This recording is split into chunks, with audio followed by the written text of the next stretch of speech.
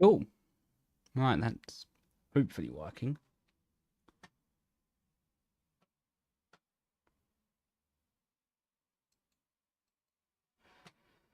Bo, bo, bo, bo.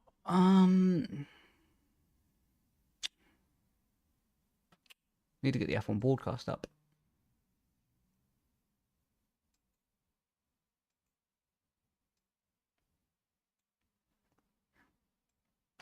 Before I do that, let me mute that so I don't get copyrighted.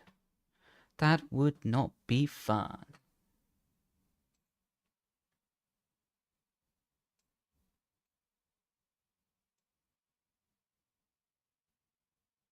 How you doing, bro? Welcome in. Hope you had a good day.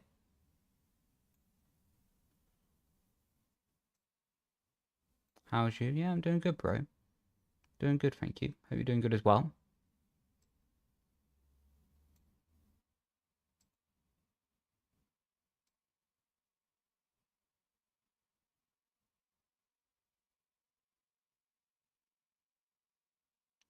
Spawned in to say hi. How you doing? What do you think poll will be? I don't know in terms of time. I think Otis will have a chance of it. Ismail's pretty good at this track as well. Freddie's quite good here, but it's a really high risk circuit, you know. So honestly, it's pretty tough to have like an exact guess here because it is kind of like whoever risks the most on the final lap gains the most. You know what I mean? Do you like oversteer or understeer? I prefer a bit more understeer, to be honest, bro. For me, it just suits my driving style a bit better.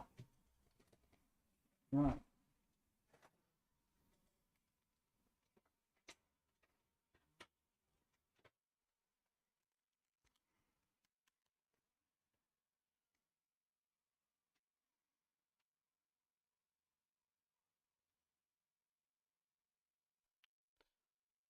I didn't see Otis do that. No, I've only just tuned in, to be honest, bro. Yeah, I literally got back from running, took a shower, and then booted this up. To be honest, you're guessing the 24/9. That'd be quite quick.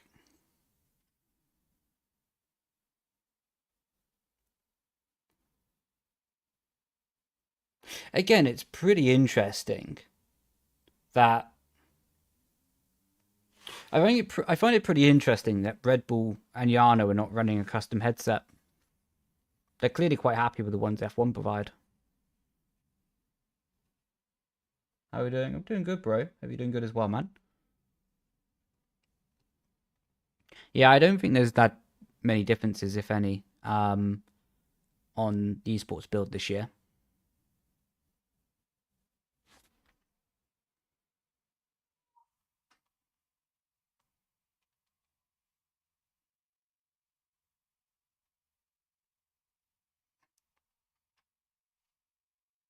Yo, thanks for the rose, Noah. Appreciate it, bro. Yeah, apparently Otis did do the 6-7 meme. I didn't see it though. Good old Otis on his PR.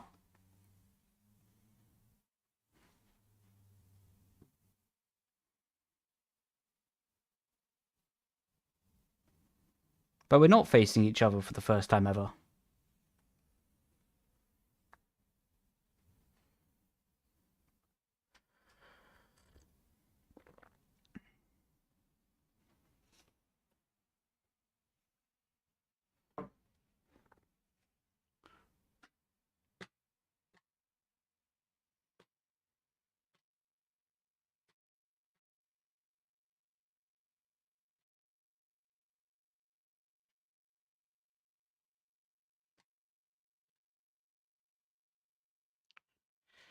Yeah, I'm gonna be really honest. I'm not a big fan. I'm not a big fan of this new layout, to be honest.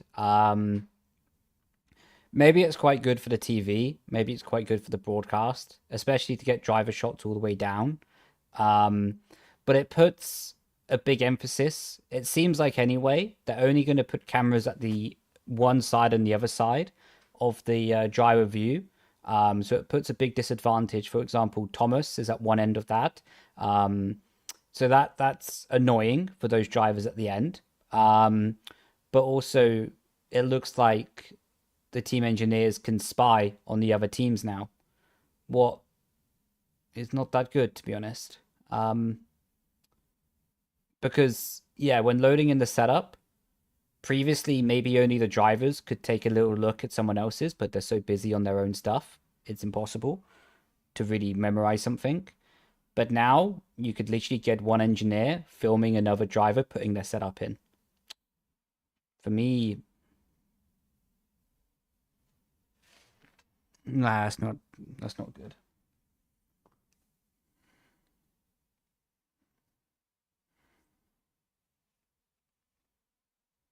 Am I a gaming athlete? I don't think a gaming athlete exists, to be honest, bro. Um, am I a gamer? Yeah, I would say, but I don't think a gaming athlete is existing.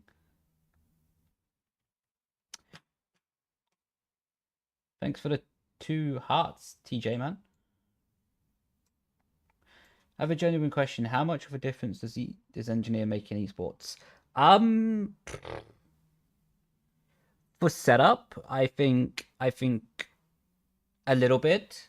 I think the drivers would find the setup kind of anyway. I think in esports the setup is more done by the driver. But in terms of the strategy and reading the race, understanding the emotion of the driver, it makes a big difference. I don't just say this because I'm in Ferrari, but it's something I believe for a long time. That we have people like Yona Martin, um, who's really, really good. And he's understanding the emotion of the driver quite well, also controlling the driver emotion, and quite analytical behind the scene. Although I don't know his name, there's the one, well, there's two Red Bull engineer. We have, of course, Liam Parnell, but excuse me, I don't know the other guy's name. My apologies. I don't want to be rude. But both of them, I think, are really top level. Um, and for those people, they really make a big difference, to be honest. Do you reckon esports drivers use max ride height? Nah, nah, never. How you doing, Michael? Welcome in, bro. Hope you're doing well. Yeah, no, no, the max ride height would not happen on this game.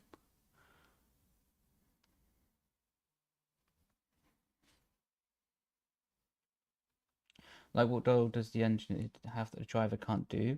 Because I'd imagine you as a driver have the same homework. To be honest,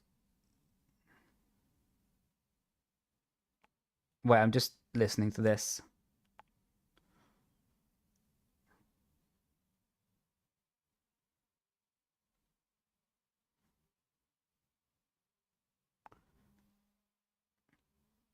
Yeah, they're just talking nonsense. So basically, um, for the engineer, where the engineer is playing a more critical role in the training is they collect the data. So, for example, when the drivers are testing, they're analyzing in the test races, qualifying, for example. But let's talk about the test races here. They'll be analyzing how much percent tire wear you get per lap. What does the driver need to do in terms of conserving or pushing to make the fuel last, to make the tires last? How many laps can you go on a certain strategy before it becomes too long or too short for the optimal race time? And overall, they're condensing down information to make it digestible for the driver.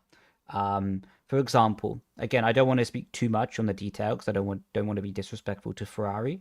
But let's say Yona Martin, in the training, he will say to a driver, "Okay, you have, let's say, 5% tire wear per lap. From this lap that we box, you need to have 4% tire wear per lap. So you need to save 1% tire wear per lap." And then the driver can be adjusting their inputs accordingly. And then Yona Martin can be saying, okay, this was good, this was bad. We need more extreme tire saving here, and then we can push there. Basically, that's kind of what's happening. Yeah, 7:30 UK time, I think.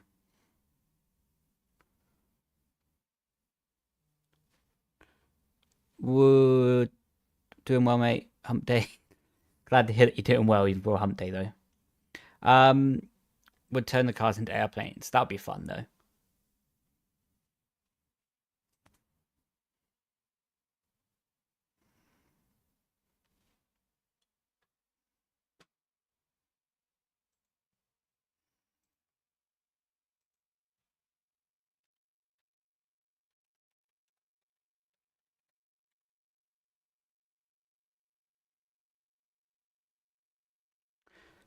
Uh, do all esports drivers use the same?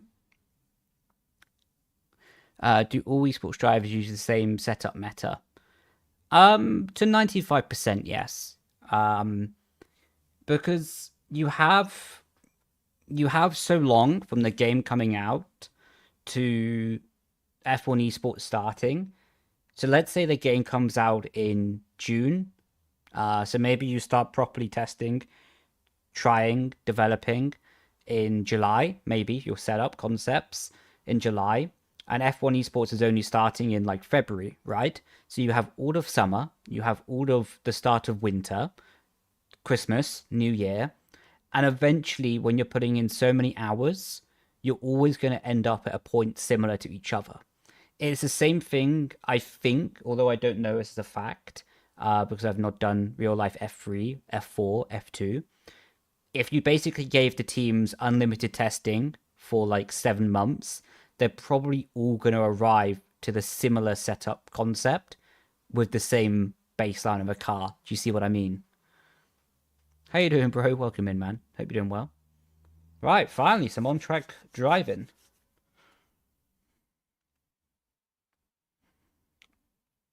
Good, Julian. I really hope well for Julian. He's a good lad, he is.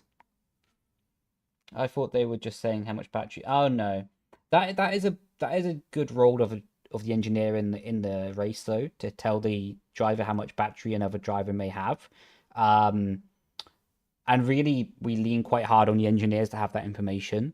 And the best engineers, in that scenario, are someone that can predict the battery of someone else.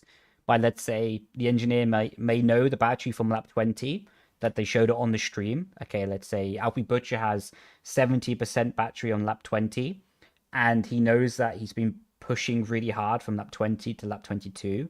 A really good engineer could then make a prediction to say, okay, lap 20 he had 70. By lap 22, he's been pushing. Probably he's about 50. So although we won't know the exact number, can make a good presumption, a good prediction as well.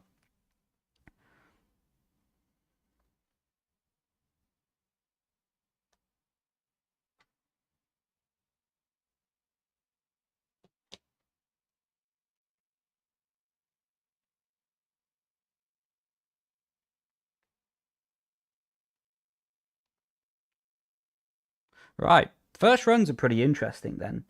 So Alpine 1-2, Jake Benham, good for him by the way, sticks it up in P3. So in my opinion, I would say both Alpines are safe. Jake is safe. Jarno is safe. Frederick is safe. Thomas may stay in. Thomas is literally on the brink of being safe or not. And when I say safe, it basically means that he could retire, save an extra set of tires for later in the session, and still make it through to Q2.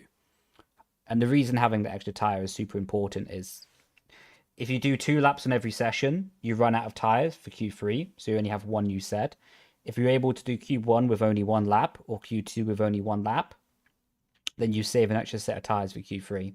Well, of course, having 2 new tire runs is an advantage. With that being said, would it be better for F1 Esports if they started like 2 months after?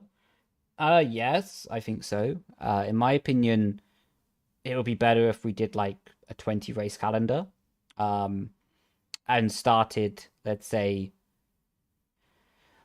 even 2 months after the start of the game. I think that would be optimal. And let's say you did 2 months, every 2 races or something like every month. Because then you actually have more of a season. And you actually develop a bit more during the year. Like, you actually develop a lot more during the year. Whereas now, like you say, to be honest, apart from if someone finds a better mental flow, you don't really see that much change of driver position from start to end of season, you know? Maybe one day, Kay. Hopefully one day, bro.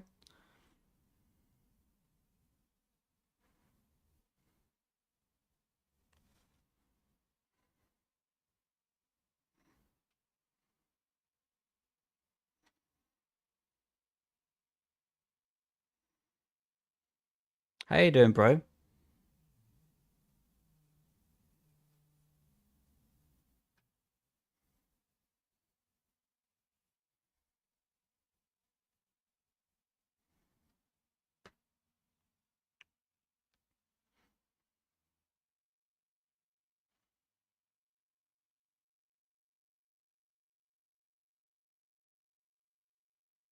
Right. So that's pretty interesting that Thomas has retired in P6, but Frederick Rasmussen went back out while being a position higher than Thomas in P5. So I highly doubt. I can't say highly because of course I don't actually know, but I doubt that Freddie is on a new set of tires. It's more than likely that Freddie's on an old set of tires and he's just using the time to bed himself into the track.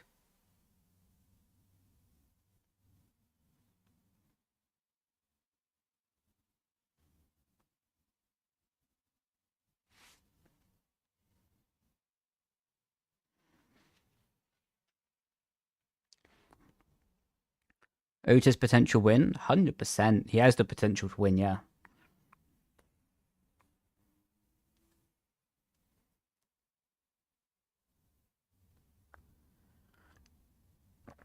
All right. Key people to watch in this lap, by the way, is of course Istvan Pukki. Normally phenomenally quick around here. Unreal how good he is around this circuit. I think a big one also to watch will be Ismail Fassi, P12, because he has been good around this circuit before as well. I think he been on the front row, if not pole positioned it at one point, and Nicholas Longe. Nico is in the championship hunt, so yeah, 3 drivers: Istvan Pukki, Nico Longe, and Ismail Fassi. I almost forgot Ismail's name then. So Pookie does go purple sector 1. It looks like he invalidated the previous lap, so he still has a delta to work by. What is really useful, by the way, having that delta is actually quite good psychologically for the driver to know how good or bad the lap is. Doing a final lap in quali without delta can be pretty tough mentally.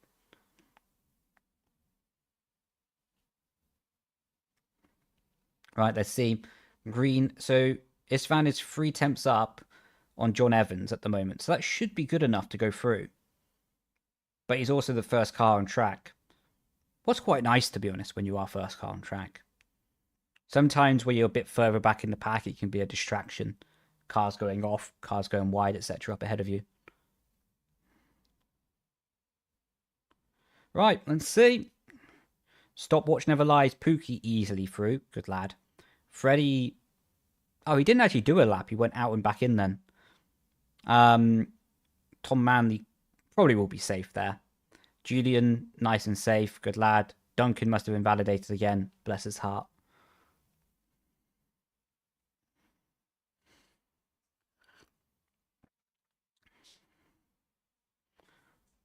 Right.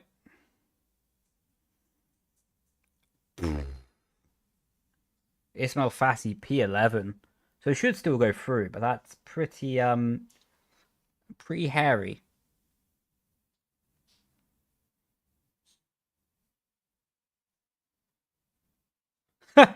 They've got a massive handprint on the back of the Aston Martin board. Someone's had like oily hands and they've just gone bang on the back of the Aston Martin. Like, if you see the replay of it, then you might be able to see it there. That's hilarious. Someone needs to clean that up. Oh, bless him. I do feel bad for Duncan though, because that is an emotional pit though when you're like 2 invalidates in a row. Not a good feeling. Might sound a bit silly, but someone like yourself can't. Yeah, I mean, oh, there we go. We got the handprint again. Good lads. Yeah, I mean, I don't think it would be. It's not my place to say, to be honest. Yo, how you doing, Ka? How you doing, bro? Hope you're doing well. Did John Evans get through? They didn't actually show the results, did they?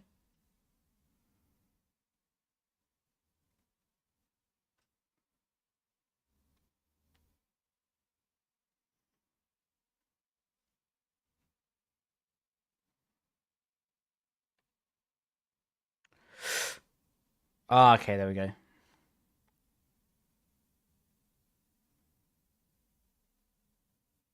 Yeah, after quali will be open lobbies. Can we see like results? I don't know if I've missed it.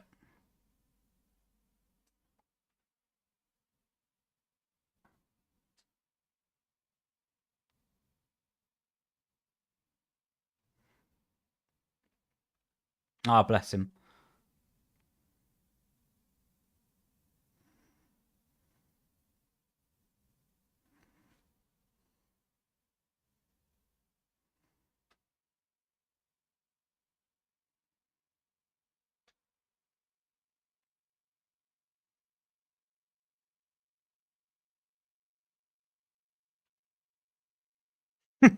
Massive dirty handprints.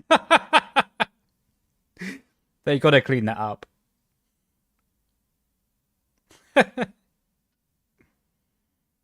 Oh, Duncan, did you invalidate term one? Oh.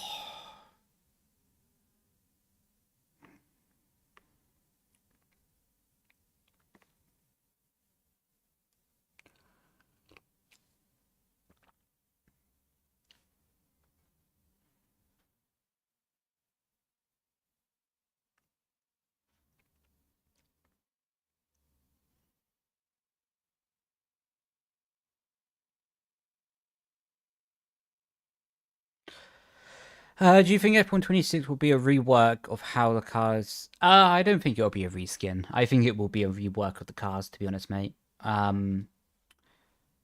Yeah, I think it will have fundamental physics that share compared to F125, but I don't think it's going to be the world of different. I don't think it'll be the world of difference, but I think it will be different enough to justify the game, basically, or justify getting the DLC.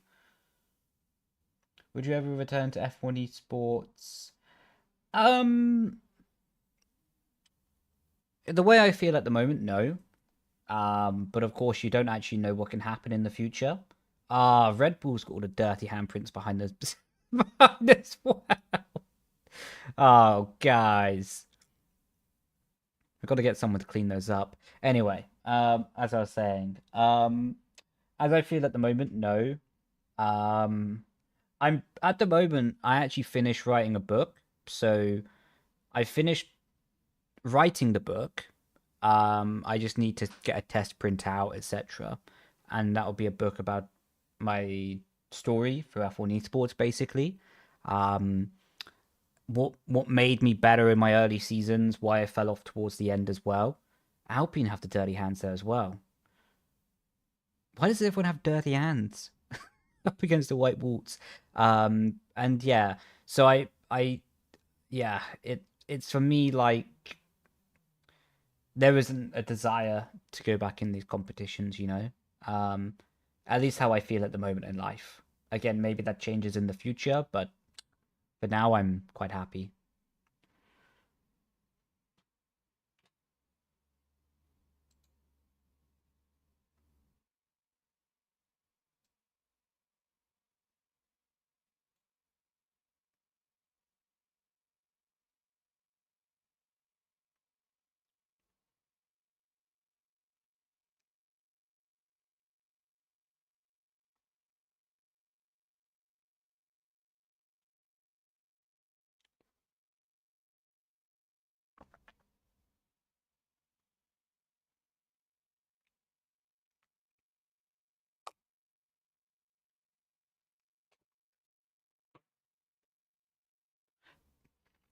Big love for John, by the way.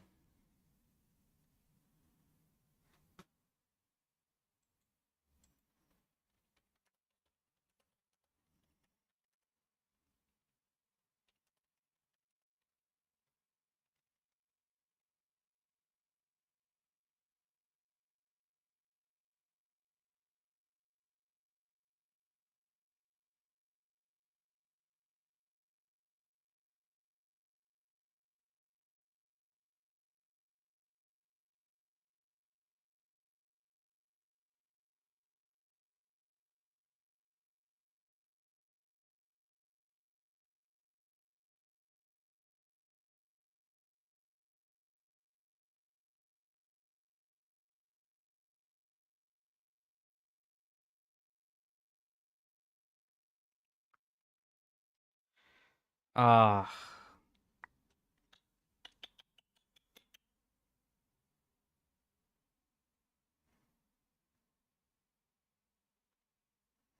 good. I'm happy that George mentioned that about prep time. John deserves a lot of credit for what he's doing.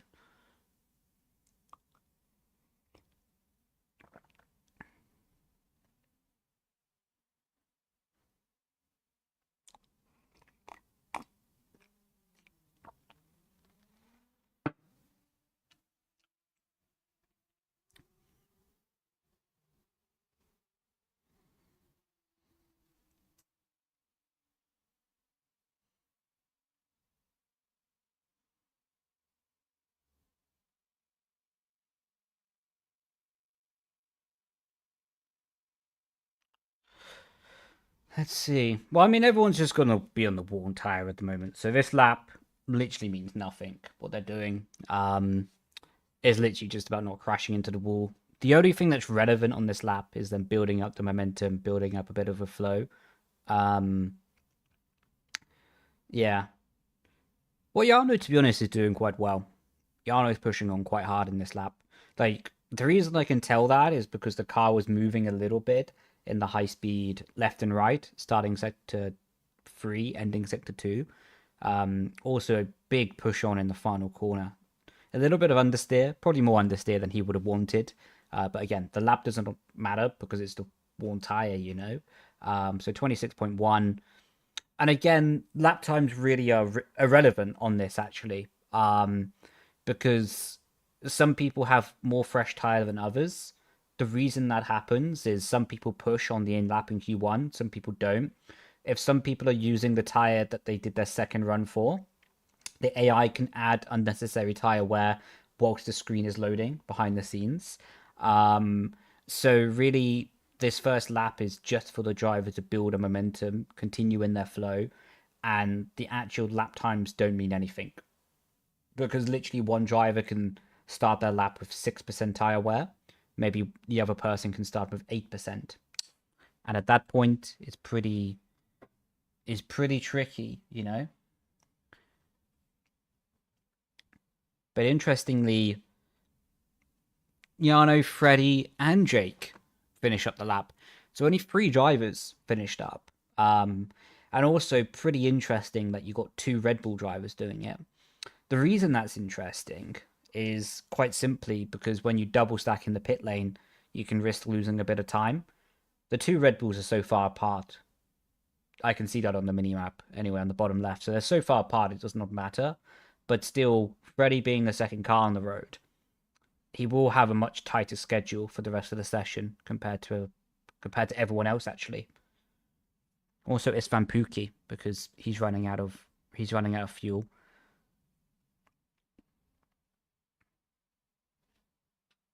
Keep an eye out for the book. I appreciate you, bro. I hope you're doing better. And cheers, man. I really appreciate you. Yeah, I'm excited for the book to be honest.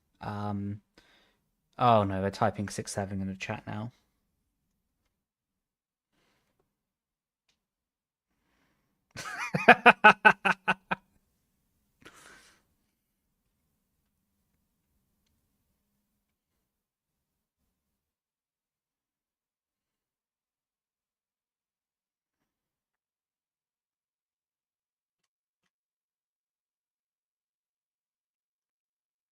Right. I have finally started to find some pace in this game. I did Jeddah today only because of Esports. 25. It's not bad, mate. That's pretty damn good, Alex. Fair play to you, mate. Fair play. That is a fair. Do you know what? That's better than most people would think, to be honest. To do a 25/7 without an esports setup and without grinding the game as your job since summer last year, to be in touching distance. Fair play, mate. Fair play. Do you have any aspirations or anything you want to achieve? Good question. To be honest, at the moment, I'm understanding what I want, actually. Um, so I have two pathways that I'm looking at and understanding. Um, the first pathway that I'm on at the moment is to be working a bit more in motorsports, to be coaching, and to eventually own my own racing car, my own engine, and then just go racing for fun. And to try and make some content out of it as well. The content would be secondary, but just driving, having a good time, and enjoying my life. So that would be one. Also taking people along within that content of how to work on the car, how to basically maintain a racing car. That would be part of it. And then the second dream is completely a U-turn away from that, and it would be to attempt being a paratrooper in the UK Army. What I'm evaluating quite a lot, even still. The thing with that second dream, though, is once I go down that pathway, it's pretty much impossible to come back to what I'm doing at the moment, at least for a long time, because then once you're in, you're locked into the army. So I want to understand before I do that. That is for sure what I want to do. Whereas at the moment, I can still try some different stuff. I can still move around a little bit because I have a lot more freedom. But as soon as going in the army, yeah, you sign away that freedom, you know? So I'm just very conscious of that. How do I maintain a car? What is AGIILA? What does that mean? How you doing there, Will? How you doing well, bro?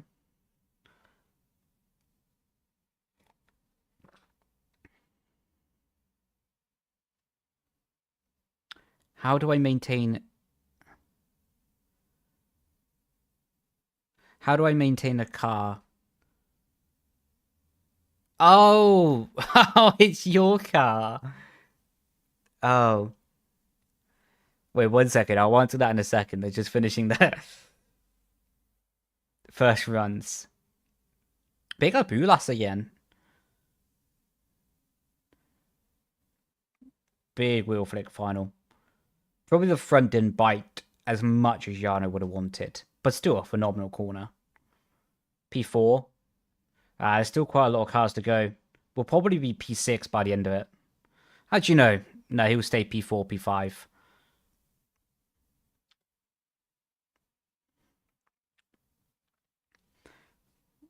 All right.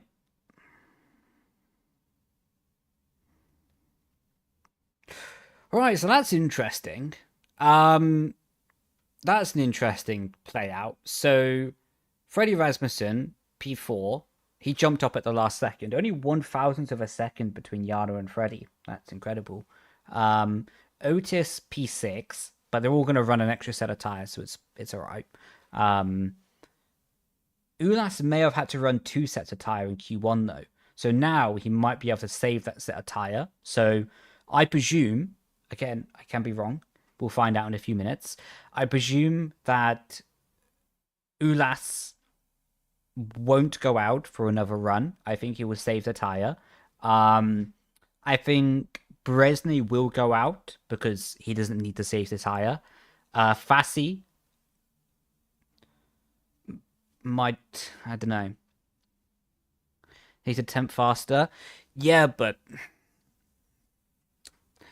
To be honest, from where they are, if Ulas wants the chance at pole position, you know, if he's going win it or bin it mentality, he wouldn't go out.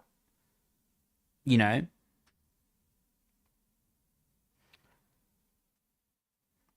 That's kind of what my thinking is. Where to watch? Oh yeah, over on YouTube. I can't show the broadcast or show the audio simply because I'll get copyright strike to the moon. Red Bull won't do that though. Yeah, good point. Yeah, you're right. What do you think about Fassi then? I think Fassi will have to go back out, but Fassi used 2 sets of tires in Q1. If you want to, like realistically, if you want a chance at the pole position, then you have to save the tires. Everyone does. Hmm.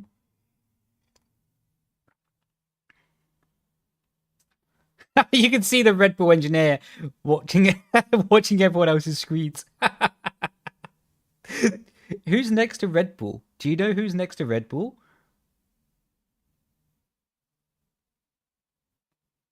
I don't know, but it reminds me of a meme, like watching the engineers in like his little hut.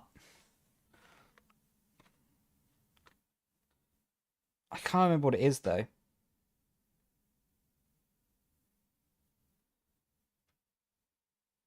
Imagine, oh,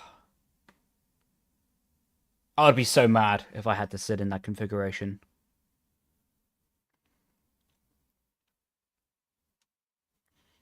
They have look, at least put some dividers on the screen. Like, in my opinion, that seating configuration is okay. Did yours invalidate? Oh, he did. That configuration's okay, but they need to put some shutters or some blinders or whatever they're called on the edge of the screens. So basically, on the left and right of the screen, then it blocks the view of the alternative engineers looking in. Because at the moment, it's just not, in my opinion, it's not fair. These monitors they use don't have it. Build it. Like, because I don't think any monitor is having big enough ones to do what I'm thinking anyway. But they should at least be covering the circumstance, to be honest. Like, they really should be thinking about it. Because, yeah, for me, like looking at it from a competitive point of view, it's not really right that information is so easily lost, you know?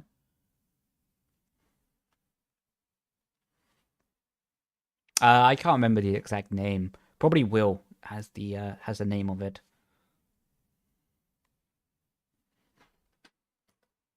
No, they changed from that, Will. That was only last year.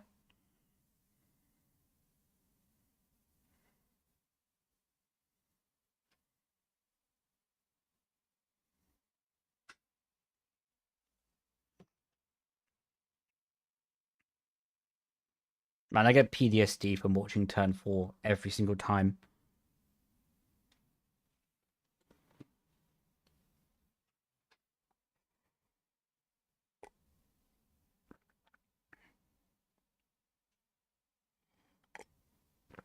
Yeah, 10th down by Danny. And the cars are lagging again.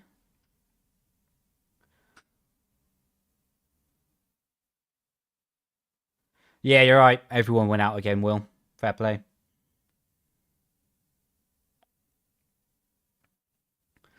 They need to get on top of this with the cars moving around. This looks really bad.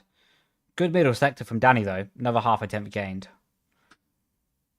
He would have been 2 tenths up if his car wasn't doing that down the straight though.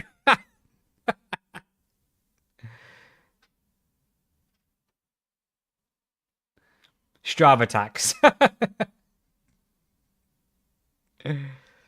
uh... Bresney's in the pit. Good lap by Otis. That'll be alright. Should be provisional P1, I think. Nope, provisional P2.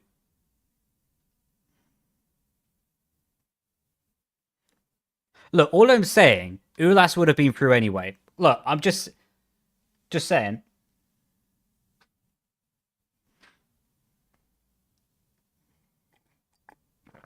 Just saying. Nico, Ulas would have been through. Ooh, Freddy might be out. Nah, he's alright. Oh, actually, no.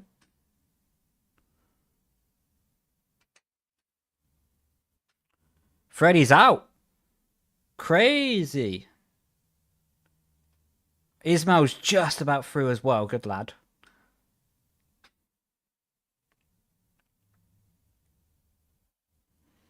Mate.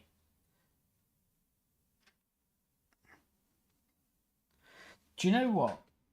I don't say like that's crazy in the sense of negativity, but Yano back on the top in the qualifying. Yes, it's only the Q2, but fair play.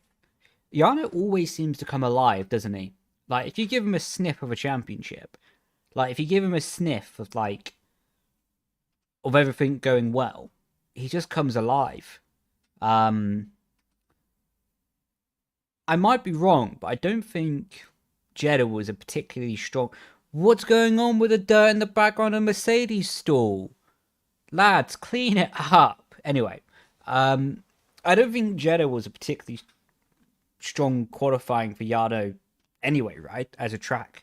I might be wrong. I can't remember exactly. So the fact he's popped it top of Q2, fair play. Happened the same at the end of last season, you know? You know, as soon as he was fighting in the championship and really getting that momentum, he was popping at P1s, you know? And up there.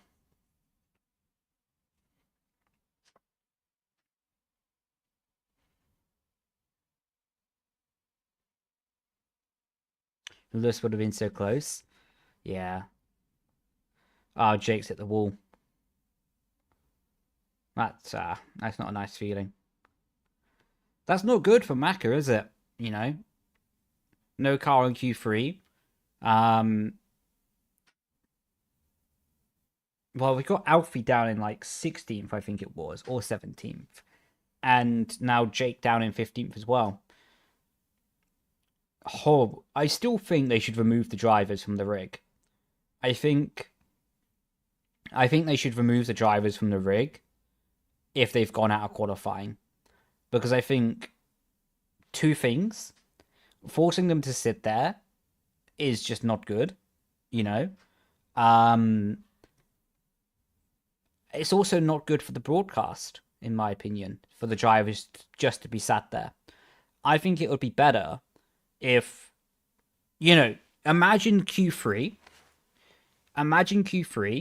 and only the drivers who were still there had a spotlight on top of them to highlight who was still there, who's not, and the drivers who went out, their seat is empty, and the light above them has been turned off.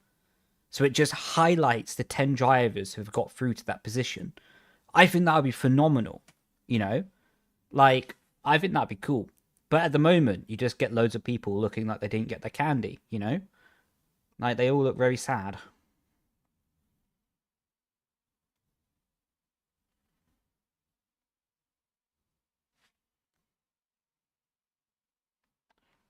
It's nice chatting to you. Appreciate it, man. Catch you later, bro. Have a good rest of your day, bro. Grazie, ragazzi.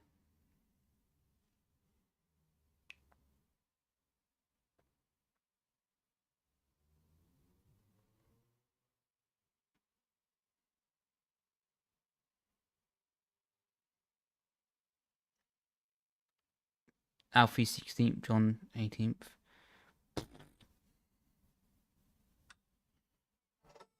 Whoop. What's the hardest thing to get used to on LAN? To be honest, for me, was always the food. And I know I make a lot of jokes about food, but I'm actually being serious here. Um, because when you go to LAN, like, you don't have the same quality of food that you can get at home. Like, and you have to make more compromises, you know. At home, in between practice, you can take a snack, you can take that, you can take this. But because it's so busy, You just don't have the same availability of food, you know? Especially because the land places are normally in the middle of nowhere. Probably at DreamHack at the start of the season was better because you had loads of food vendors around. But here in Biggin Hill, where they are at the moment, Thomas was out in Q2, crazy. Um, you have the food that you bring with you in the morning, you know?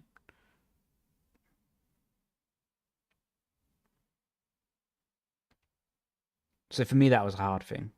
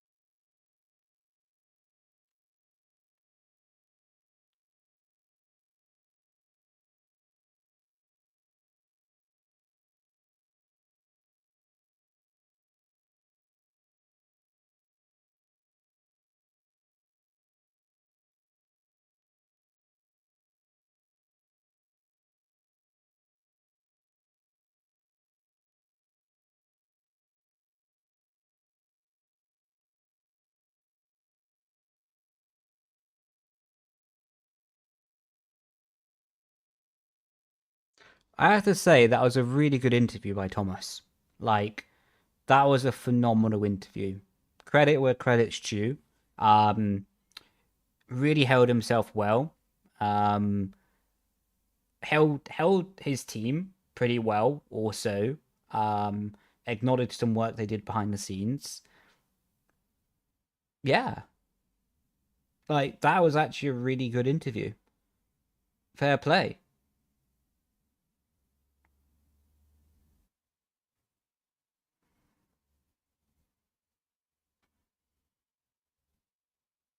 Whatever happened to Thomas, the magic's gone. I'm sure he wants to do. I'm sure he wants to do nothing more than proving the people wrong. I don't think the magic went. Um, look, Thomas. I'm not going to speak on his behalf, right? Um, but Thomas got very unfairly treated. Very unfairly treated. By the community, and still does. Get really unfairly treated. Um, some of it he's brought on himself, to be honest, by crashing with people and making ambitious moves, etc. And he's aware of that. He's aware of that situation, what he's done in those circumstances. But long and short of it, he's been treated really unfairly. Um, and bless his heart, he's a good lad um, who means well. But when you get so much toxicity and hate just for doing your own life, it's hard. It's hard to continue to put yourself out there, you know.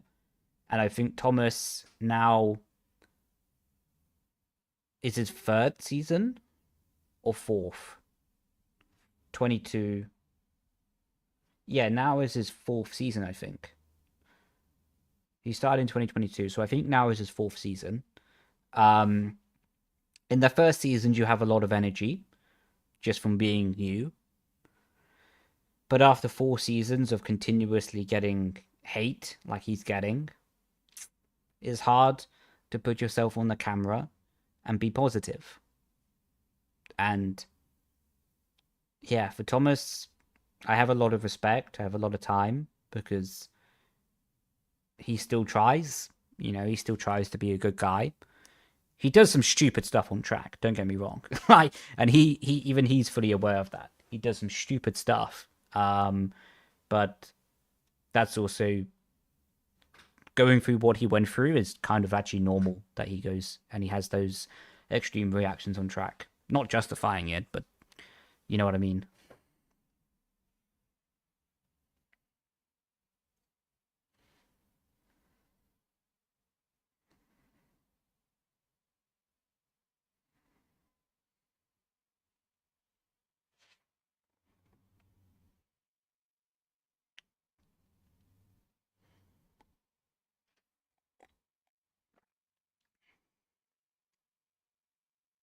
There we go. So now we've got Otis P1, Danny P2.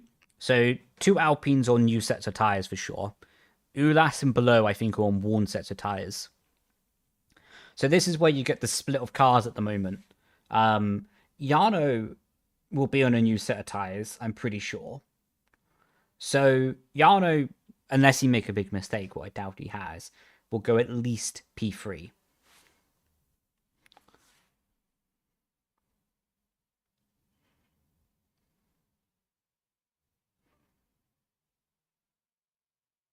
Yep, P2.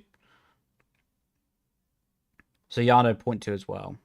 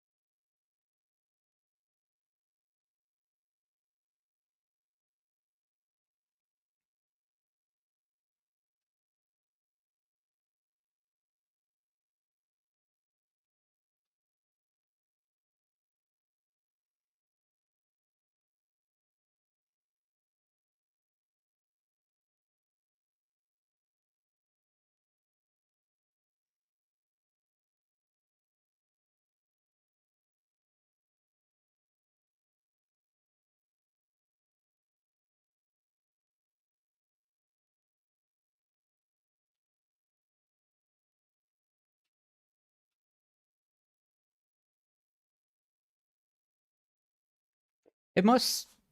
Here's a thing that no one's speaking about, at least in the commentary, that every driver is red in the face. Like, every single driver, apart from Julian, as I said that. But the majority of drivers are red in the face, and you can see their red cheeks.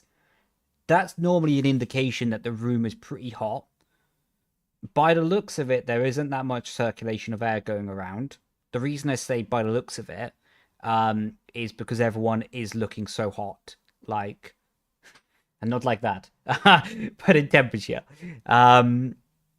Like, so it's a really interesting factor that genuinely, where you might be in that room, they have to have circulation of air somewhere. But circulation of air may be an advantage or disadvantage to where you are on the rig. I remember 2024 season on the 24 game. In one of the qualifying sessions, they turned on the ventilation fan above me. So it went from being like super warm and borderline sweating to all of a sudden being freezing cold, even in a jumper. I got really mad at that because I thought that was really unfair. That you have one people having that situation and other people not. But maybe that's also happening here a little bit because everyone looks super, super hot and there's maybe a lack of ventilation in that room.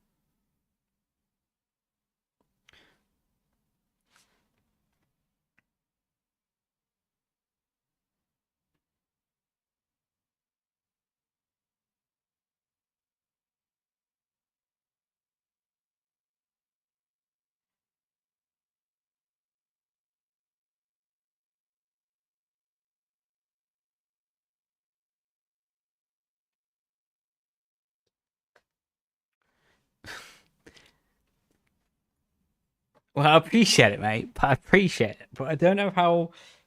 I don't even know if that statement is legal. The longevity of Yano is insane. Yeah, no, I agree. I'll speak about that and reply to that comment just after these laps.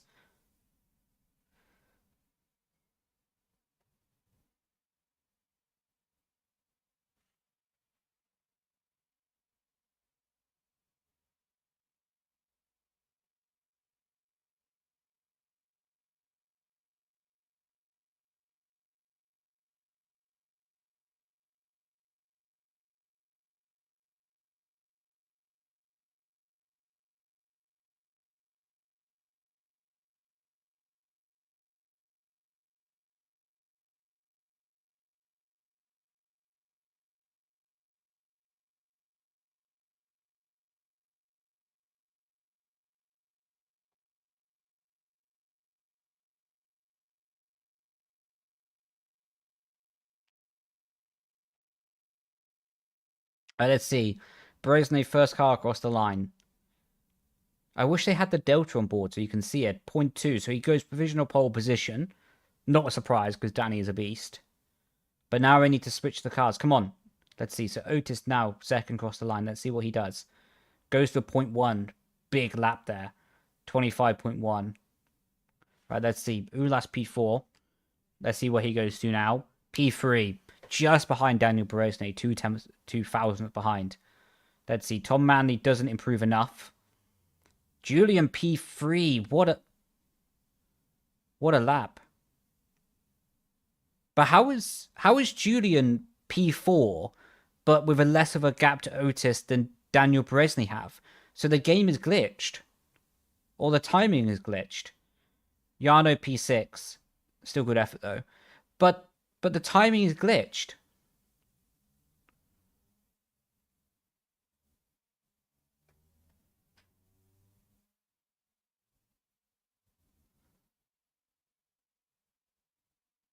What?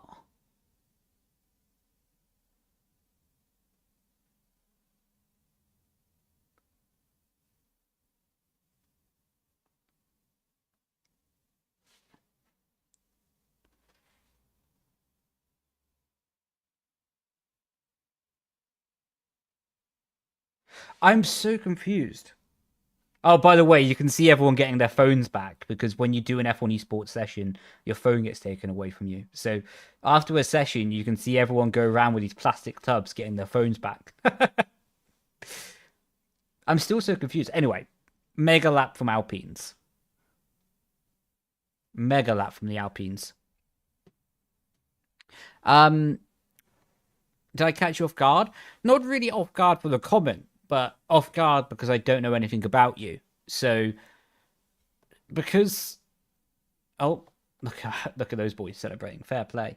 But yeah, because I don't really know anyone or don't know the people personally from the internet, when they make comments like that, I'm a bit like, whoa, like, take it easy, lads. Yeah, John Evans is still racing. Hope you're well. Yeah, I'm doing good, bro. I'm doing really good. Hope you're doing well as well. Just gonna see the quality results. Ismail down in P9. Could still fight from there though. What a feeling that is, though. By the way, like what a feeling it is to be on the pole position, and your teammates be there with you as well.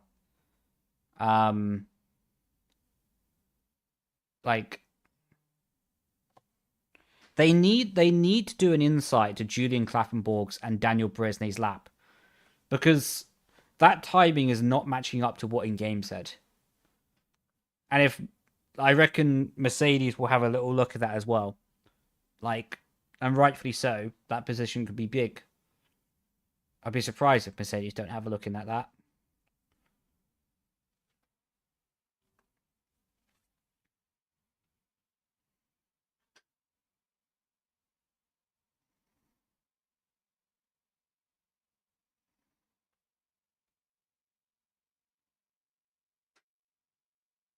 Ah, look at that team.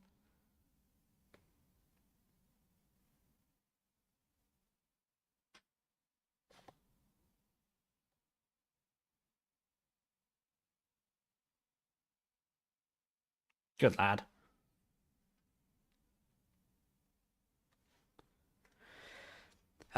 Gonna sign up for Deception Squad. Ah, cracking, mate. I look forward to them. How has it been going for you, though, mate? Hopefully you've been enjoying driving still. Will you open lobby? Yeah, I'll do an open lobby in just a sec.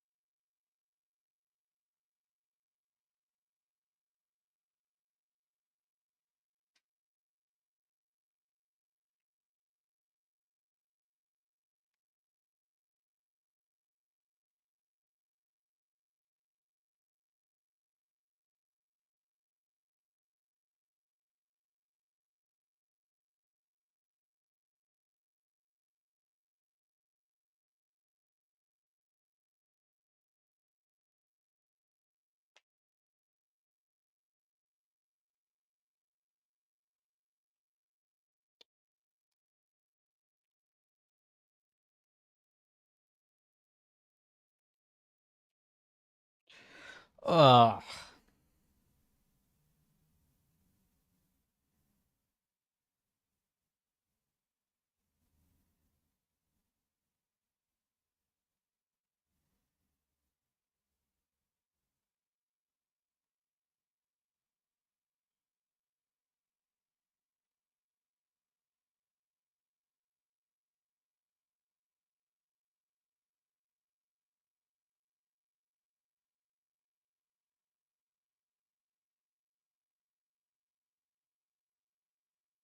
Why are they speaking about luck? Like, this is something I've never actually understood. Like, and I'm also like guilty of doing this early in my career as well. But like, why does everyone speak about luck? Like, is it unlucky that you broke too late? Is it unlucky that you turned in too early? But you know what I mean? Like, I'm not trying to hate on anyone, but I don't understand why people keep on saying like, "Oh, I was unlucky to be out in Q1." No, like that by saying it's unlucky to be out in Q1, and the opposite meaning basically is saying that people are lucky to be in Q2. You know what I mean? Like, I think we need to get away from this whole mentality of like it's lucky to be in or lucky to be out. Like unless we had like a glitch but it's out of our control, we shouldn't just blame it on luck.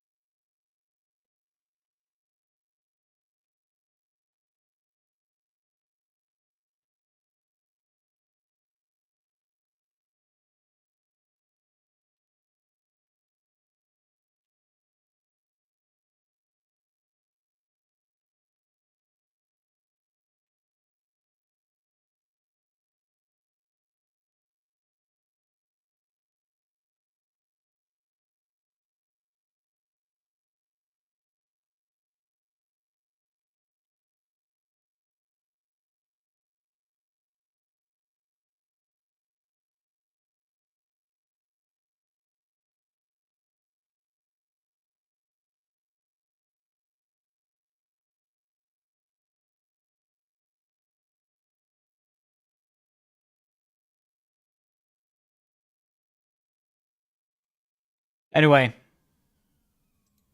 let's do some open lobbies.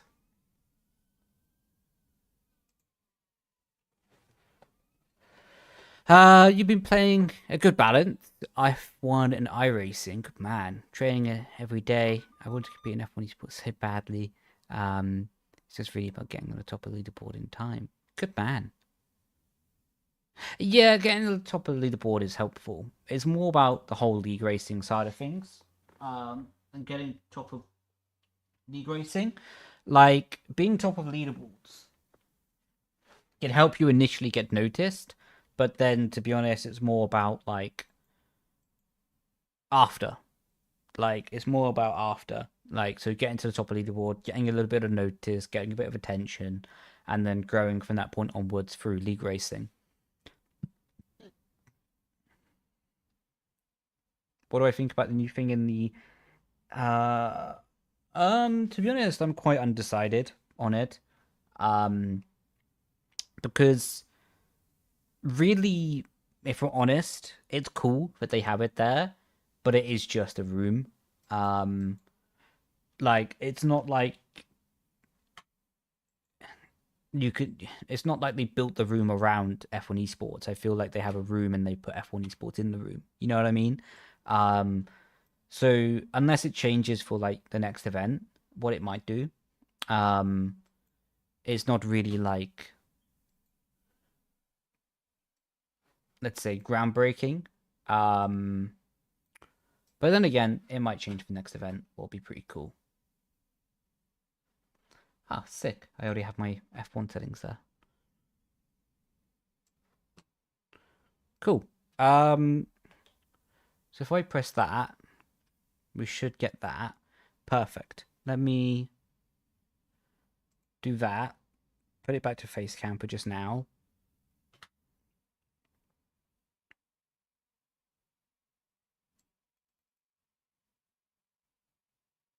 Please tell me my game's going to load up on the main. Yes, it is. Good.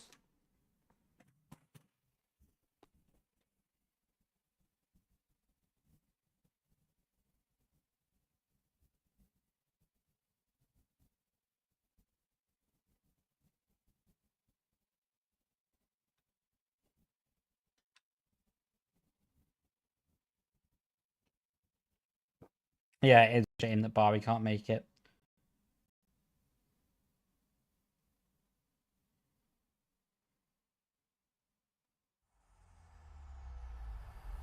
EA Sports. It's in the game.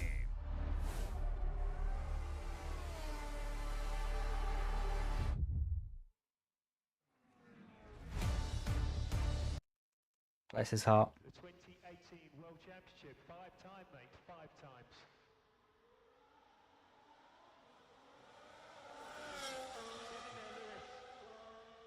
What a way to do it, mate.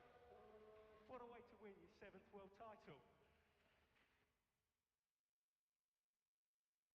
So, lack it up, Lewis. This is what it's about.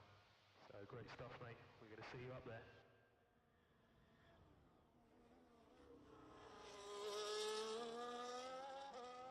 That's for all the kids out there who dream the impossible. You can do it too, man. I believe in you guys. Thank you so much, everyone, for your support.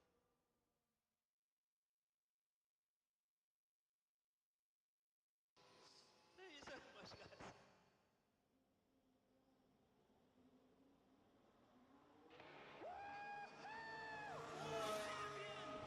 Right, clack-a-lackin'. Thank you so much, guys.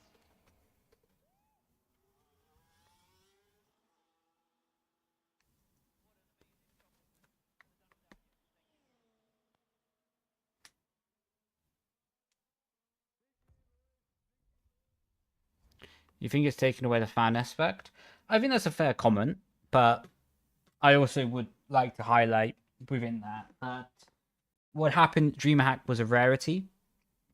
And to put a show on in the sense of actually going to LAN, as in something that the fans can come to, is very costly, very hard to organize, from every single parameter. And yes, it's difficult, you know. So I understand their struggle, let's say, within that, and the difficulty to make it happen. Do I think it'll be better with fans every time? 1,000,000%. But to be honest, I understand why they don't.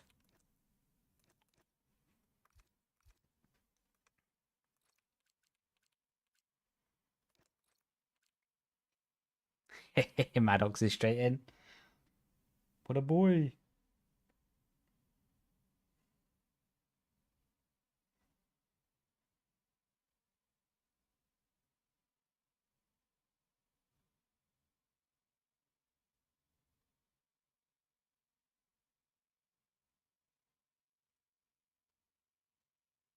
I need to change the driver rating.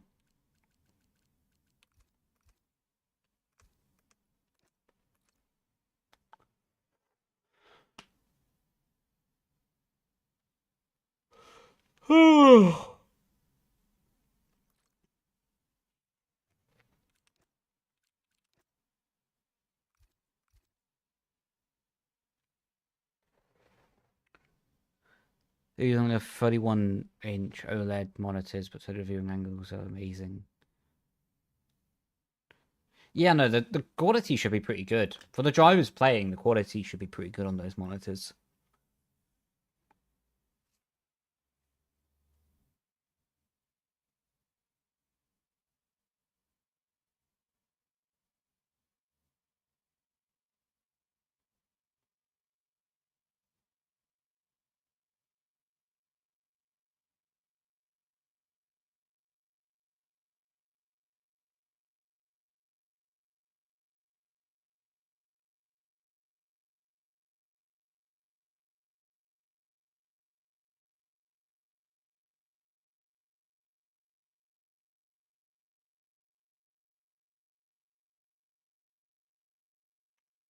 Right. I just need to send a photo to Otis.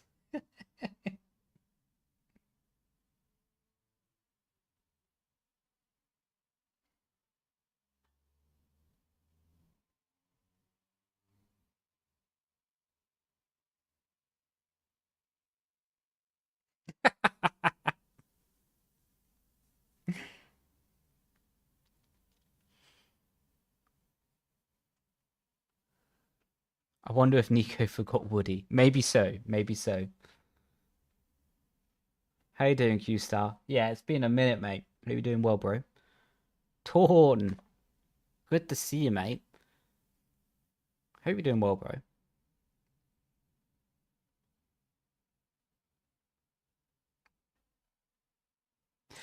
Oh, yeah. Yeah. Yeah, the other team's getting a good view of what the other drivers are doing, that's for sure. Not a good thing, though. Not a good thing. Good to see you, too. Appreciate it, man. Would have been quite funny if you said terrible to see me. Would have been a shock, though. How's you? Yeah, I'm good, bro. I'm good. I ate a lot of junk food today. I went running, and the run was torturous. That's for sure.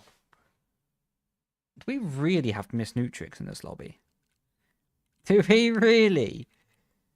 Do we really? I feel like I have a superstar in my lobby.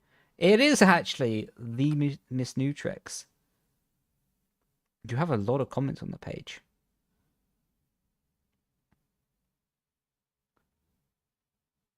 Boop. Does it? Oh, it does show up on my screen. Boop put fulfill over who could streamer. Ah, that's very nice of people.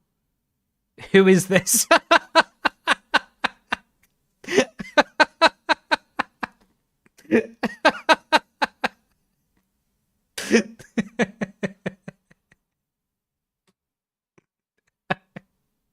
So I just find the concept to go to someone's page to comment, "Who is this?" That's quite funny. Oh,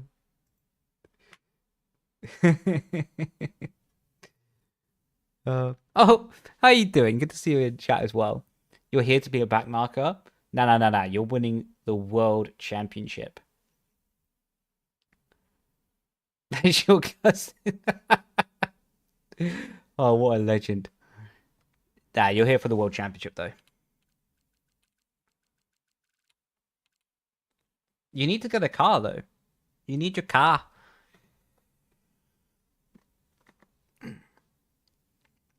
The race is at 7:30 UK time, or at least the broadcast starts, so probably like 7:45.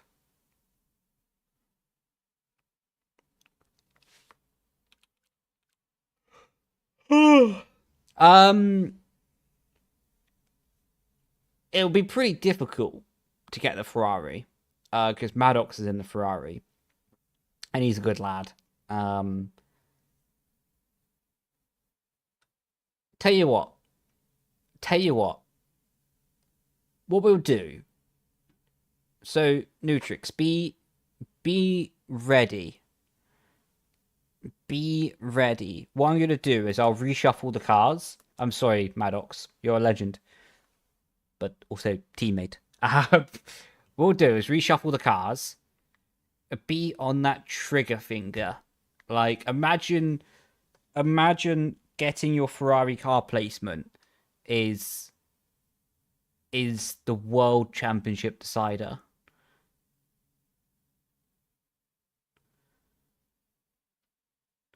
But okay, can you only have the Ferrari Nutrix, or can you have any other car?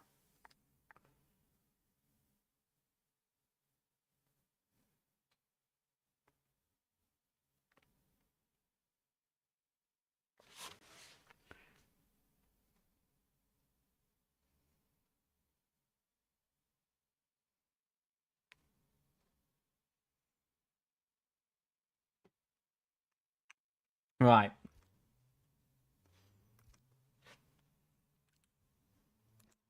Be ready.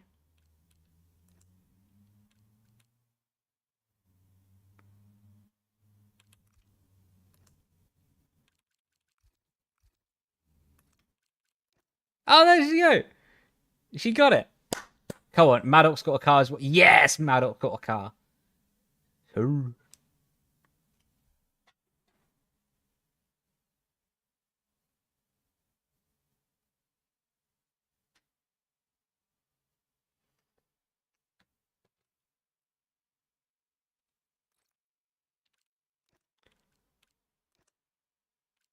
Yeah, given the fact we're on stream together, I wouldn't risk it if I was you.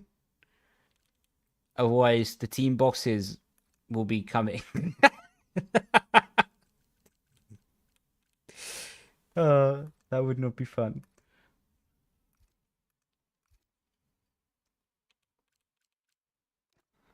Right. Can we have some track recommendations, please?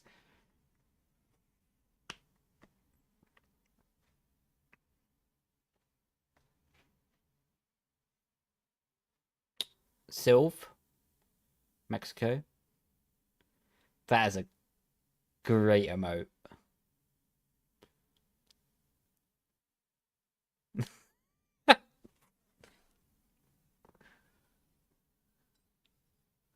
Start with Australia, Silverstone. Bear in mind, we're only doing the open lobbies until the race starts for F1 Esports, by the way.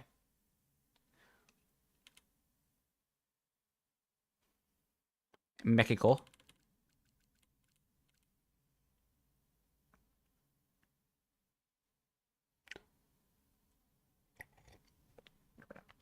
Jeddah. Yeah, Jeddah will be right. Right, we'll start there. Let me do Zyklid.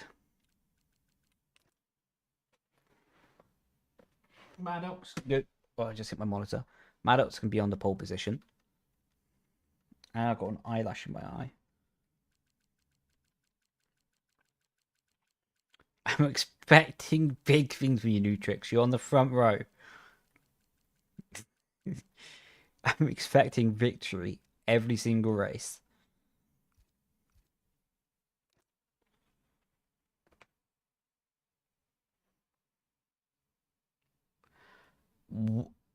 Oh my god, that grass one is creepy. Holy moly.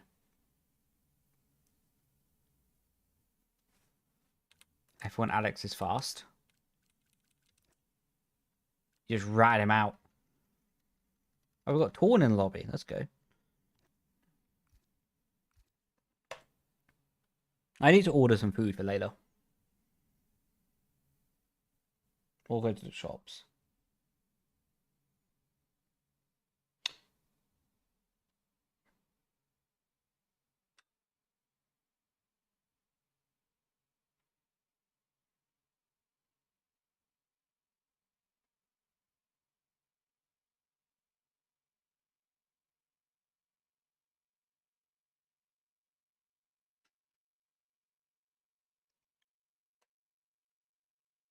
Probably going to order food.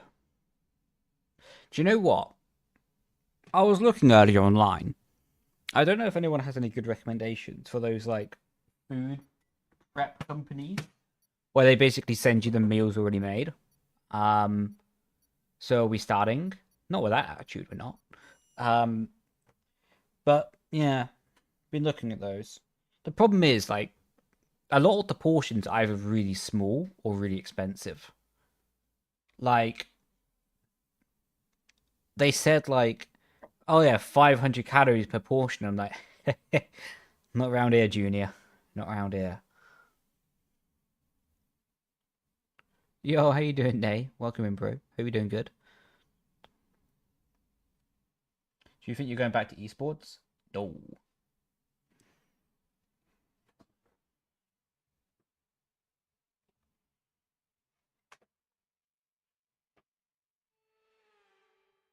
Doing amazing? Lovely. Yeah, doing good, bro. I need my Australia setup.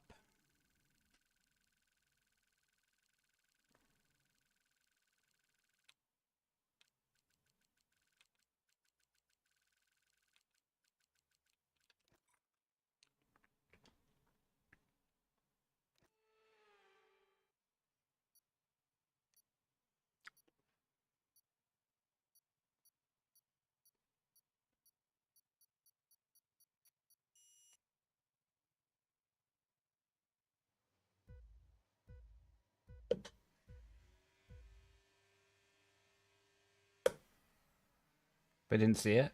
Ah, shoot. If you can send... There's already a crash. That's already a big crash. Can you send it again, please? And I'll try to get round to it tonight, then. I got a penalty! Okay, no, I didn't get a penalty for that. Good.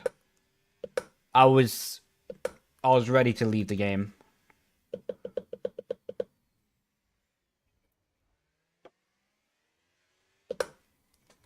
We can't hear game audio? Shoot.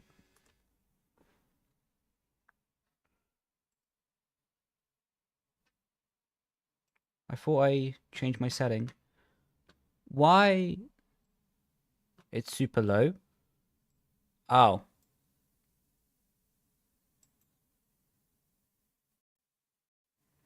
Alright, keep me posted, please.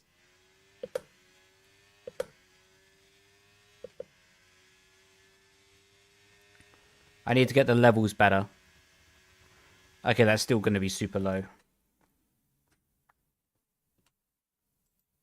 Damn, son.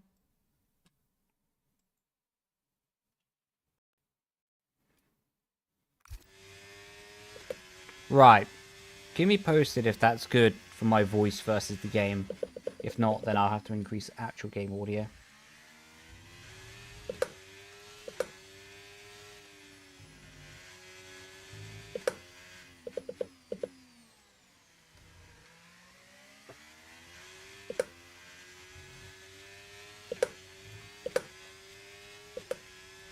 We can add some volume.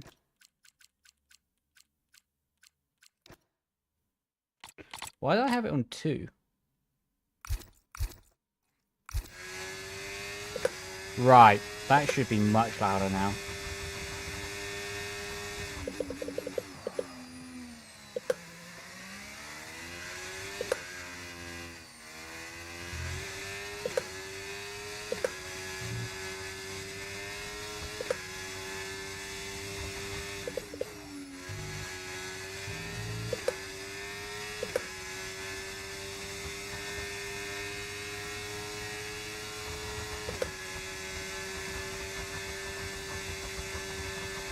Yeah, I have 5 monitors.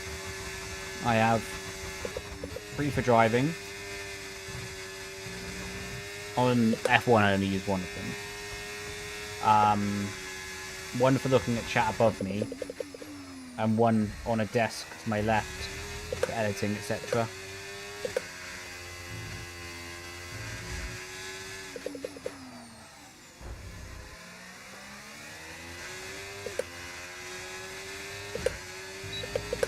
Alright, lads.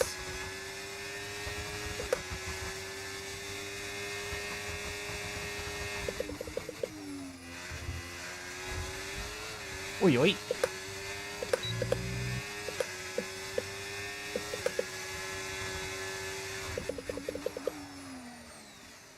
Skill issue.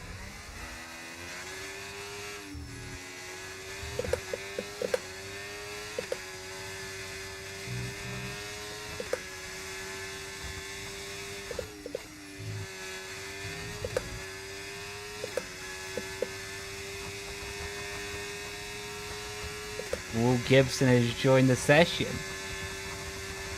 Oi, oi.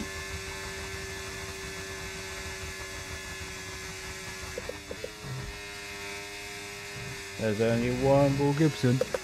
There's only one Will Gibson.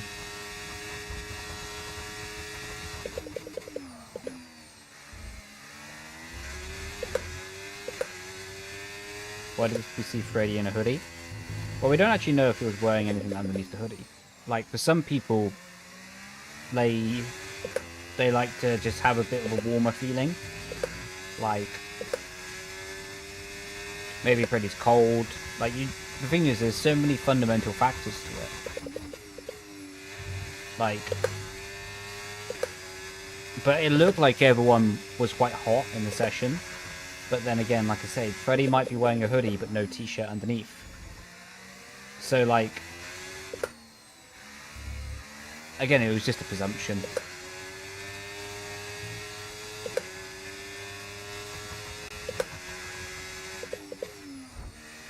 Beep beep.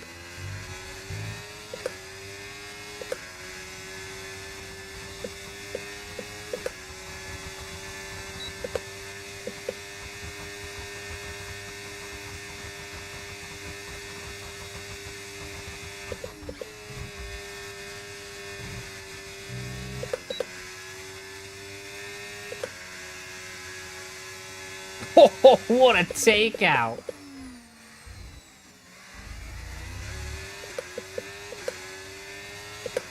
I reckon that was quite a safe rejoin.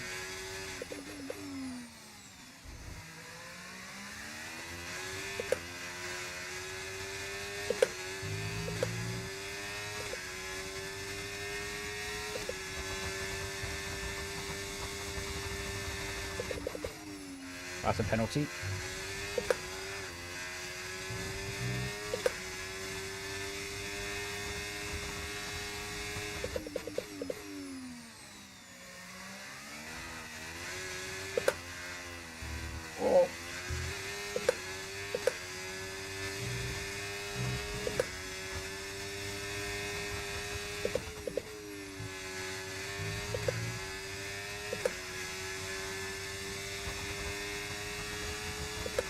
Yeah, I did.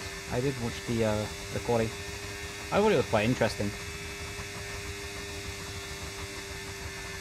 Yeah, Arctis is the big G.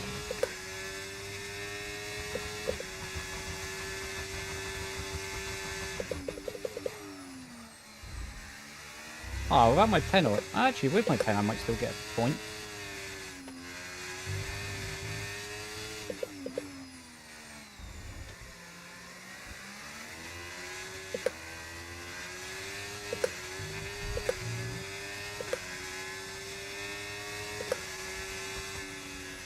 There we go.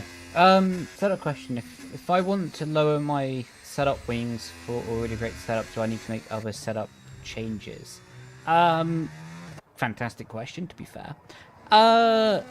Typically no. If you already have a mechanically balanced car, you don't really need to change the balance of that mechanical grip on the F1 game for the aero. On a more simulated game, to be honest, yes, sometimes. But on F1, it's fine. If the mechanical grip is good and the mechanical balance is good, up or down on the aero will still be okay. GG's. GG. Sorry if my spelling's not the best. Mate, you don't ever have to apologise for being yourself, my friend. Like, you're not being rude. You're not being disrespectful. Like, apart from that, crack on and spell stuff however you want and be whoever you want to be. Like, yeah, you don't ever feel the need and don't ever apologize for being yourself, my friend.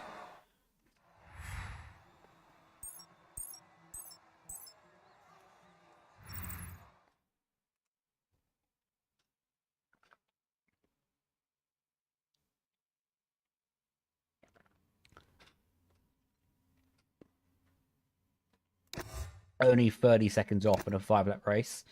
I'm cooking.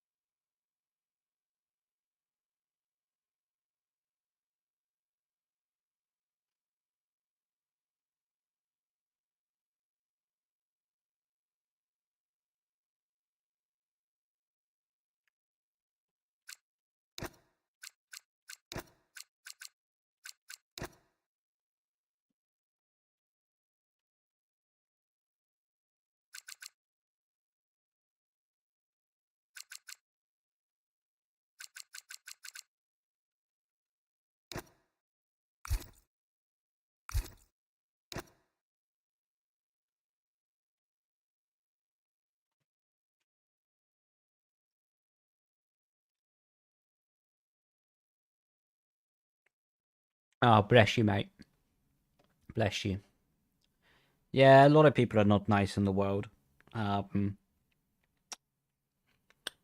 be honest, is Luke ever pass in the lobby? Where is he? Right, I need to put my tea down. The back of the grid. No.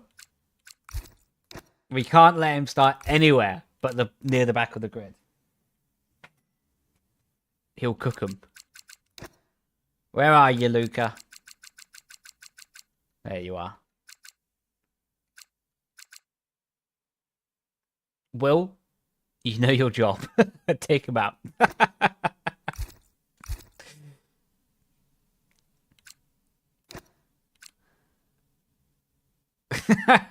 You're not behind him.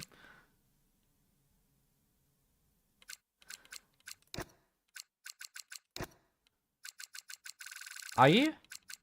No, you're ahead of him. Stop crying. Stop crying, Will. Get back on the track.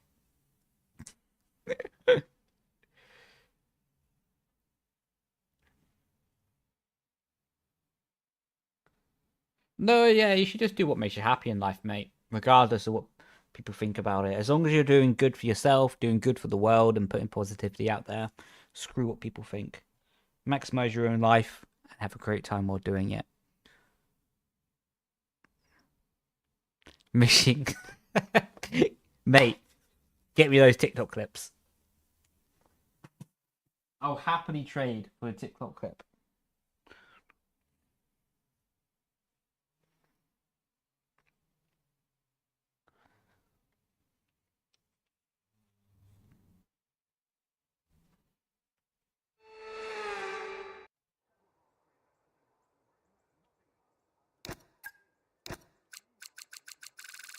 I'm not too sure about the top 10.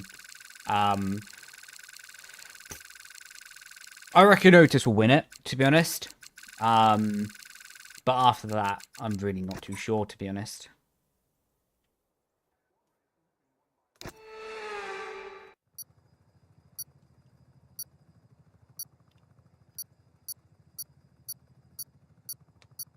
They use Fanatec V2s in F1 Esports.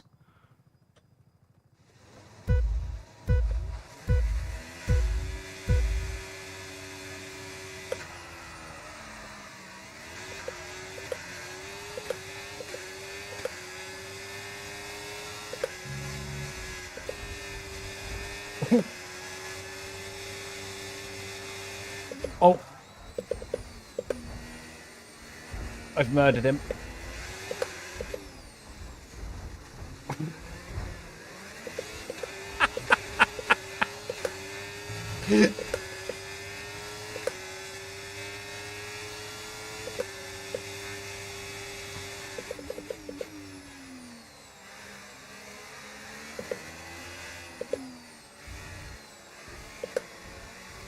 Man, I am so rusty. No! Lads. Oh my god. Yeah, to be honest, the 3-second penalty is quite deserved.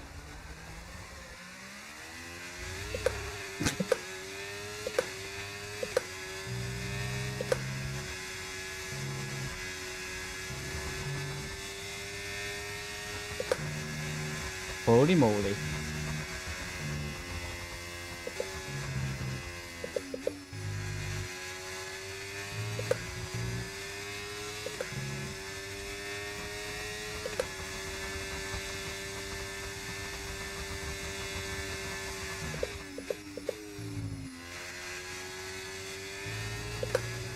Nutrix is cooking.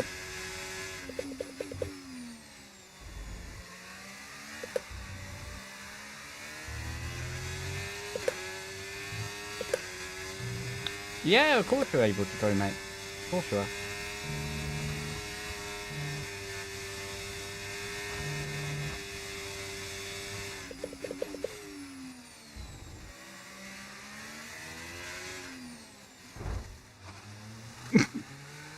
I'm not laughing at his spin. I got a penalty for that. Are you kidding me? I wasn't laughing at his spin. I was just laughing at the comical sound the car made as we connected. That's the worst penalty.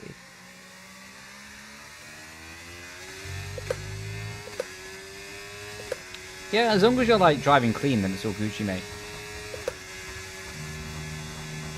Even though it's hypocritical, because I wasn't particularly keen on lap 1 myself. Just searching for Brendon Leigh in the online lobby. Search this, Levi.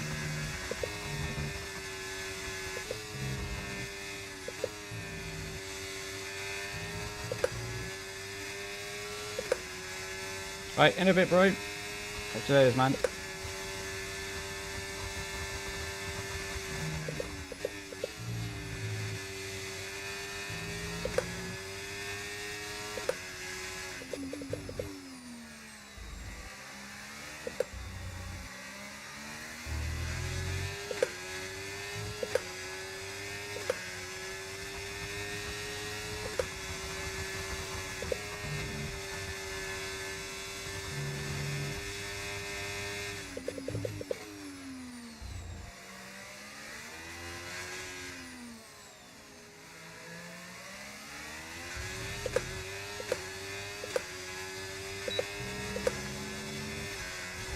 Whoa! What's that done? Can we just talk about that save though?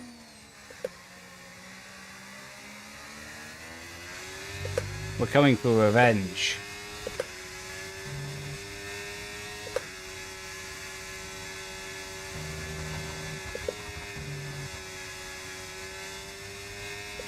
It's on like Donkey Kong.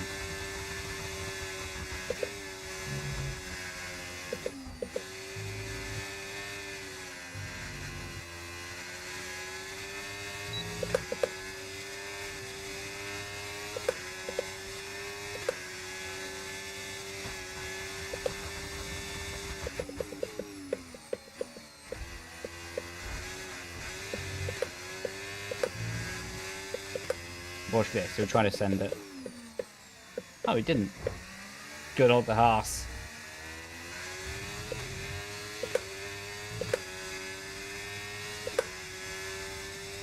Doing my dirty work.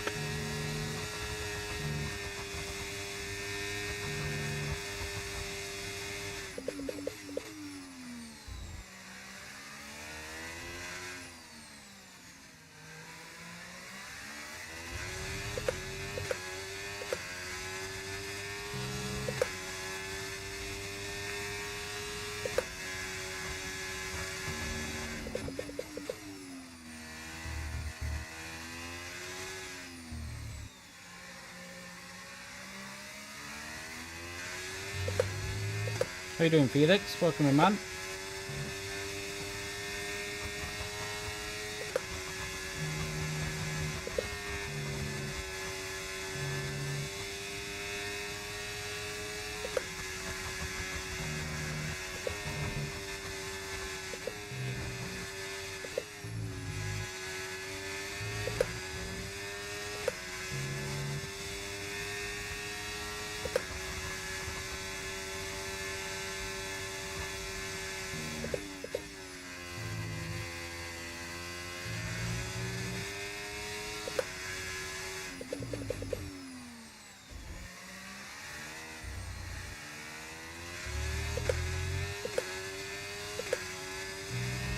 Hold up, I've got 5 seconds of penalties.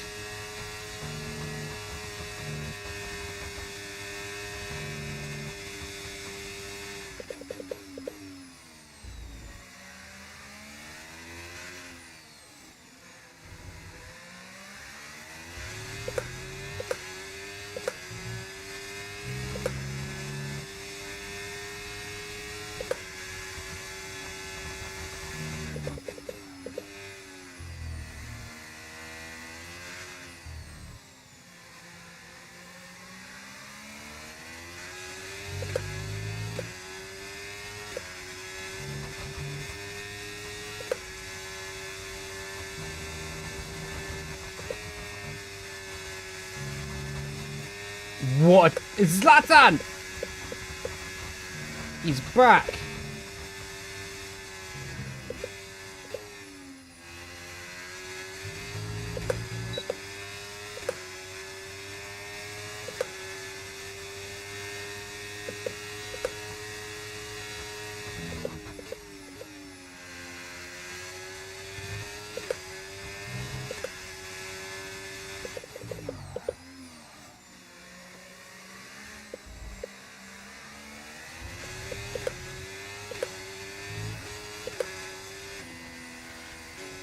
What a star to show Zlatan is. Jesus Christ.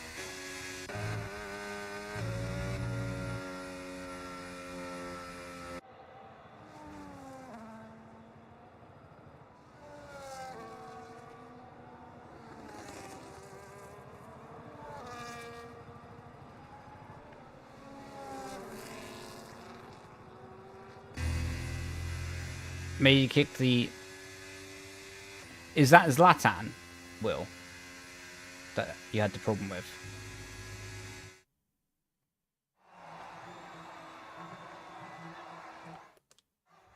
Yeah. Tell me about it, mate.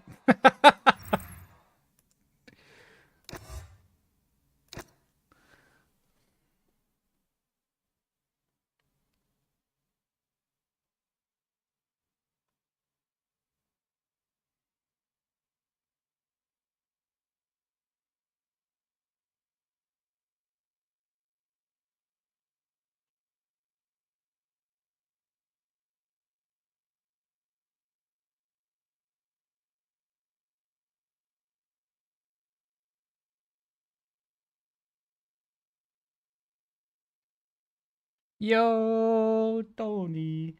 Looking good in red. Cheers, bro. Hope you're doing well, bro. Hope life is going well for you.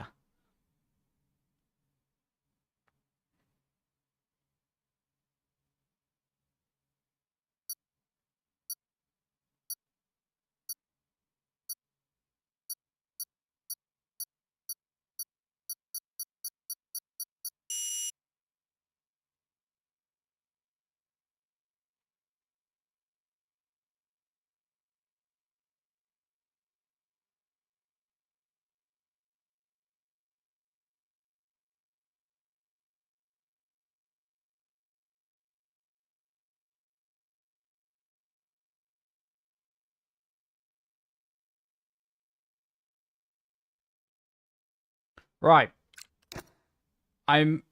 Given the tone of these races so far, I'm a bit anxious to put on Mexico. Where's Zlatan? Zlatan left. Oh, he hasn't left.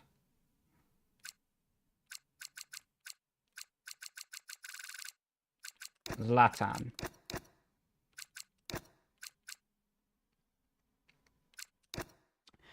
Honestly, the races are bananas.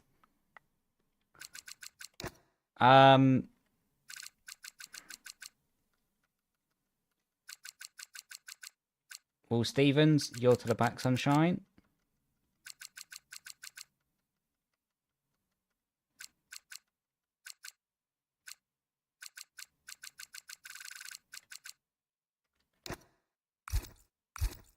They are Regen. I don't have an official partnership with them. They just sent me these glasses 1 or 2 years ago. And to be honest, when they sent them to me, like, one's Gabby.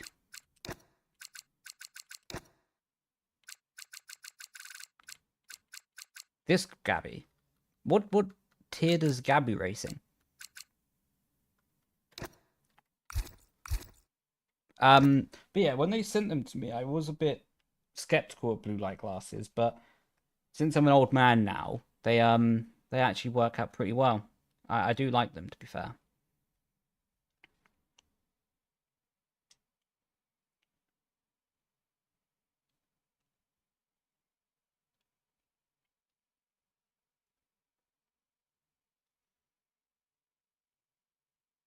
Seeing a difference in eye strain? Yeah, like, even though I have my brightness of my monitor turned really low, I just get eye strain now. Like, even if I'm just working on my computer, like just reading a document or something, like I have to be sat quite far away to not get strain on the eyes. Like, I still have, I don't want to sound arrogant when I say this, but I still have perfect vision. Like, I always have had perfect vision since I've been a kid. I'm really lucky in that regard. So that's not changed. But yeah, I just get eye strain now. Like, I've just spent so much time with computers that I guess it had a bit more sensitivity to blue light. Please put you at the back. We've already started. So, whoopsie. It might be chaos. It's alright though. It'll be alright.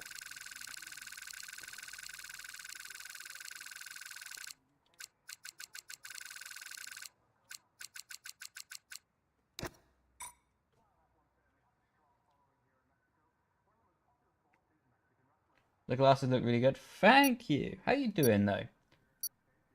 And hopefully Frankie Goes to Hollywood has been blaring through the speakers. How you doing, Benny?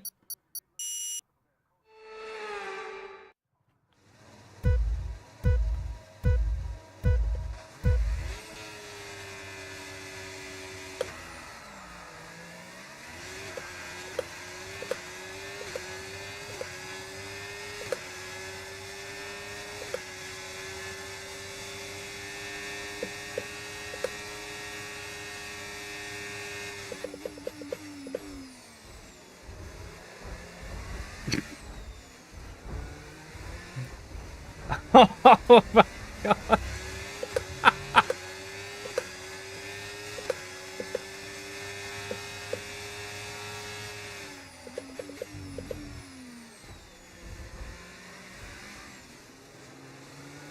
From last to P7 already. Oh my god, it's torn.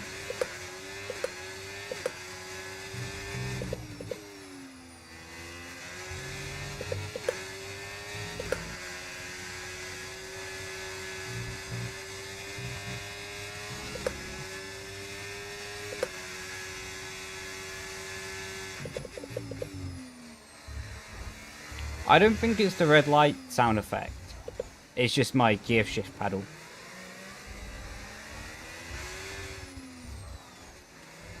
Oh my god, Maddox is defending for his life. And good as he has. Lovely jubbly. Sad I've only heard about them now. They are banging.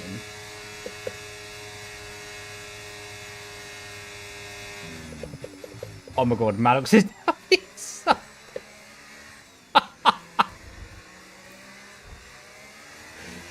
Who's cut the grass?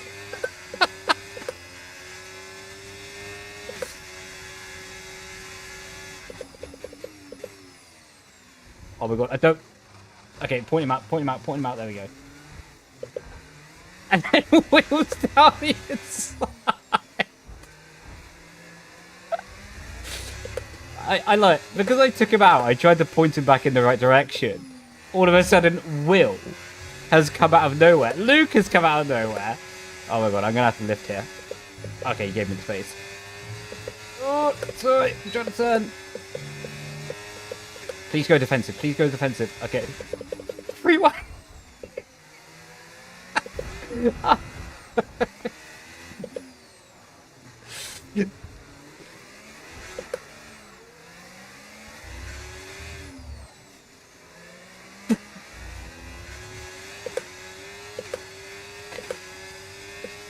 Oh, there's more contact. Well, that's how we can go from the highs to lows.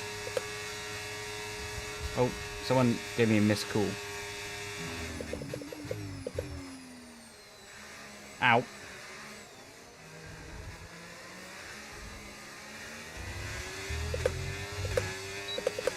DLS wide open.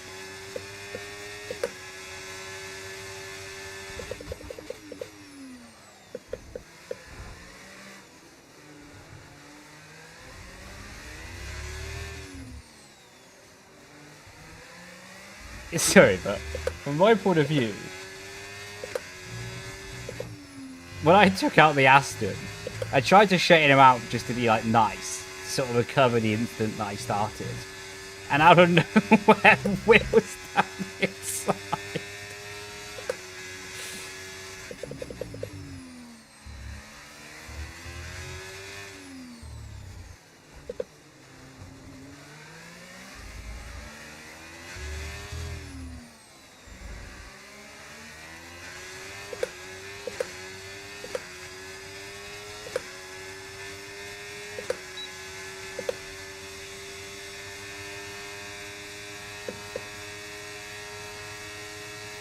Oh my golly gosh.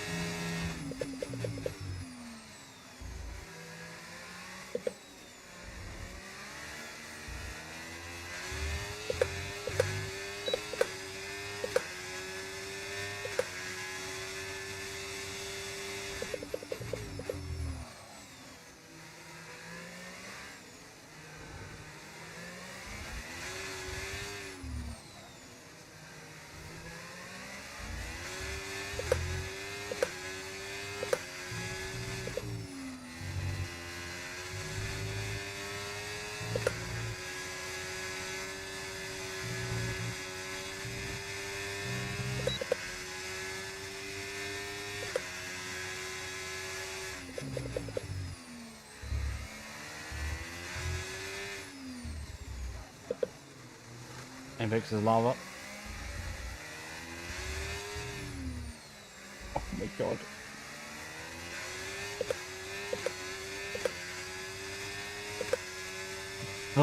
Cable for my brake pedal tour?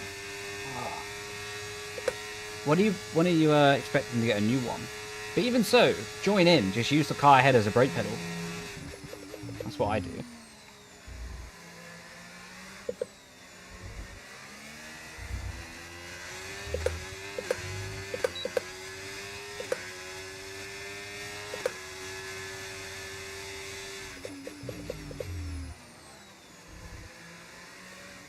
Oh my god, it's Carnage. Is that Luca? Oh no.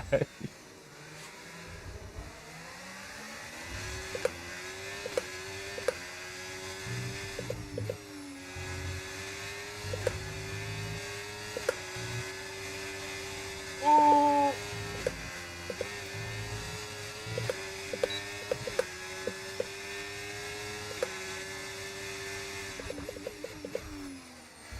Oh, he's off.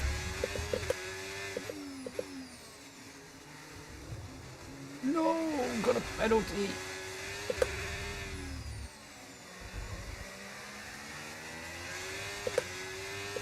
cool flickers to break. Go on, AI. AI landed it, to be fair.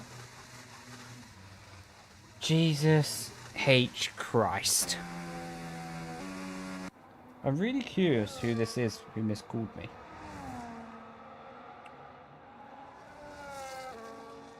From Horsham, England.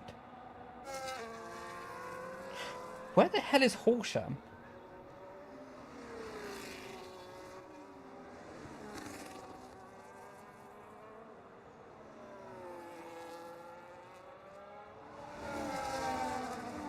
West Sussex.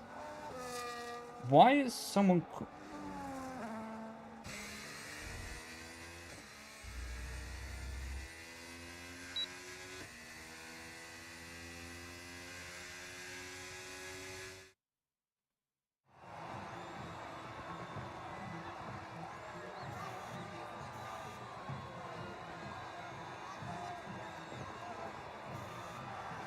Why is...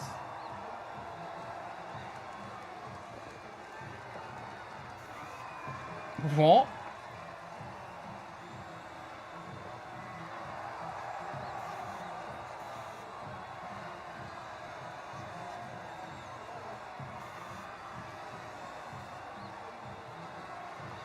Anyway. Right. You turned on to me? Wait, who turned on who? You in the lobby? Let's go. Pepsi.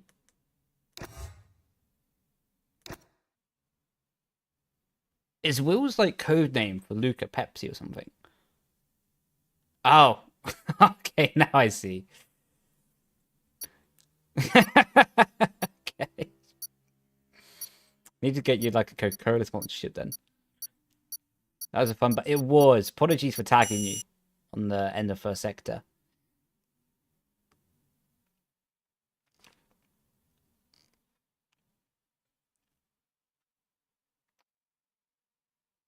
Yeah. Cap. DLS. I'm half tempted to call these people back on stream. Poor psych. I might never know what they're going to say on the other end, so... If you put exclamation mark camera, I think it should show you my settings, bro. Yeah, it's always risky to phone someone on stream.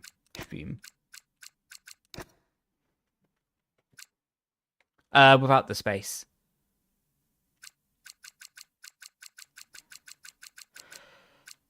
Oh, there we go. Oh.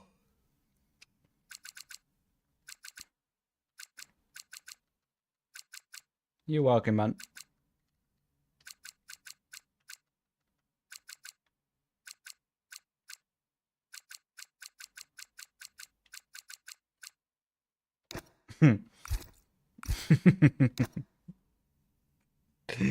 This is going to be a good first lap.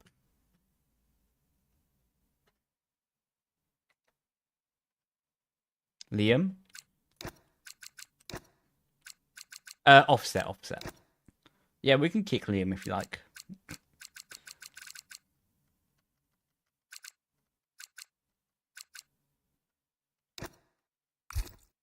You're gonna die at D1. At least make it clippable. That's what I always say. Like, if we're gonna have a crash, make it big. Like, at least make it big enough that you can make at least 1,000 like TikTok out of it.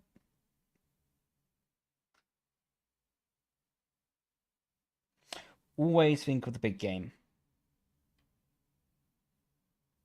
That's what I always say. If I'm going to be below average, at least make it below average, but viewable on TikTok.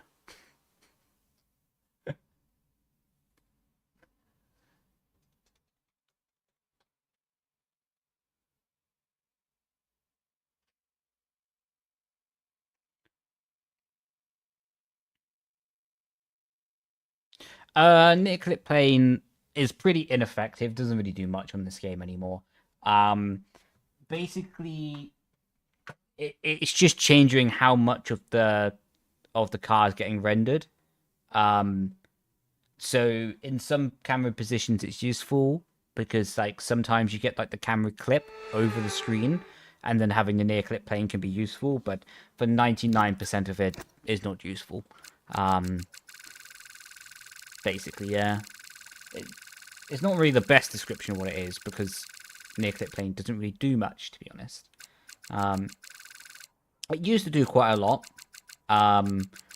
Like previously, it used to really affect the render distance of the game, but now that render distances are so good, it's pretty ineffective, to be honest with you.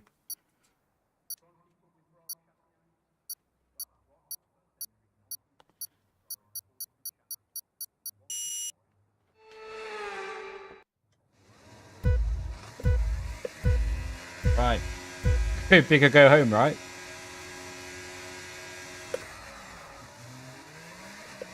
This might be an occasion just to take it easy.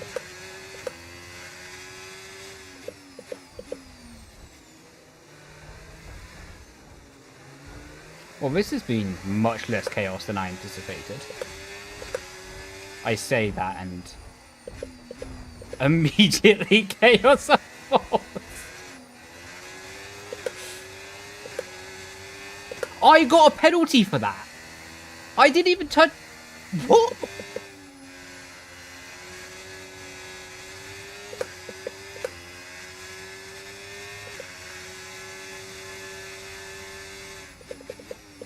Scripted. That is honestly the worst penalty I've ever seen.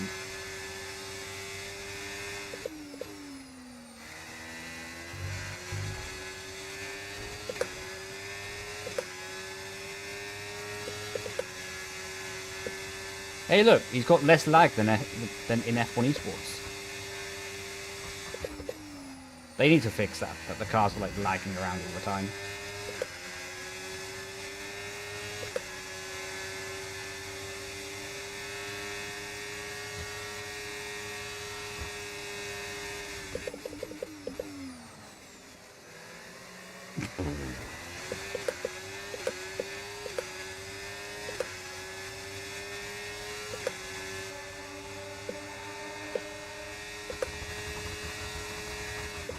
Oh my god, wrong camera angle.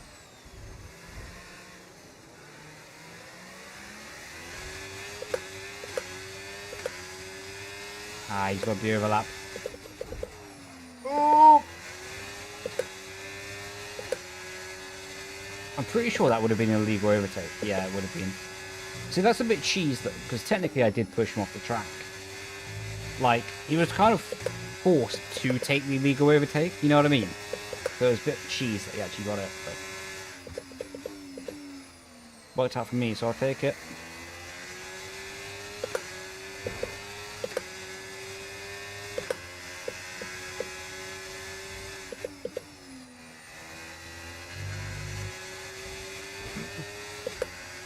No, the momentum.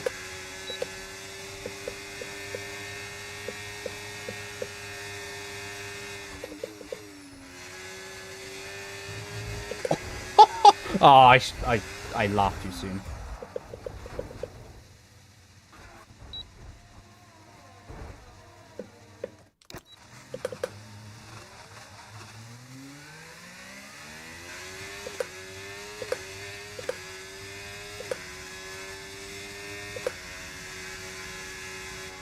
Back to last.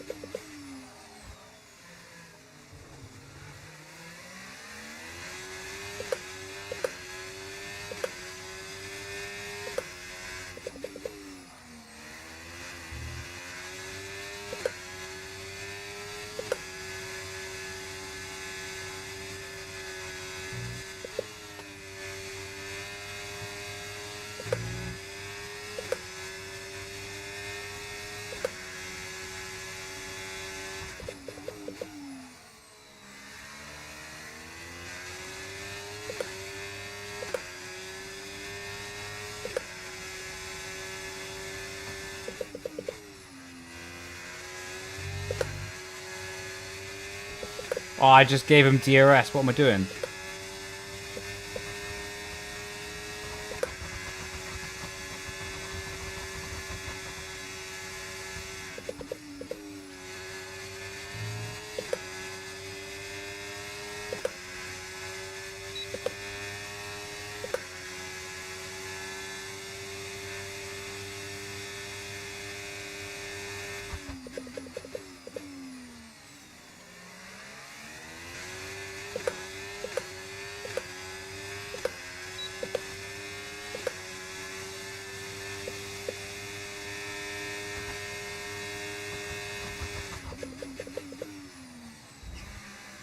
Can't park there, mate.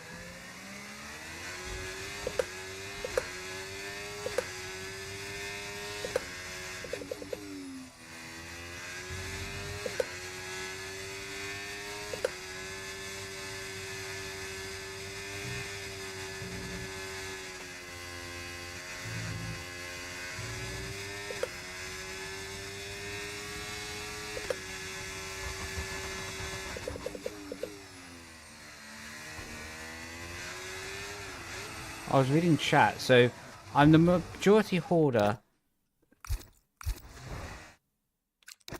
Hey Brendon, I'm the majority stakeholder of DLS.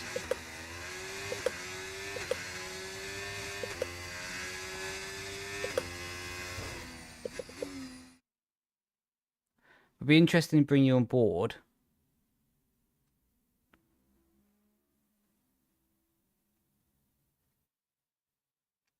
Wait, so as majority stakeholder of DLS, I'm very interested in bringing you on board as part of our senior being a great profile.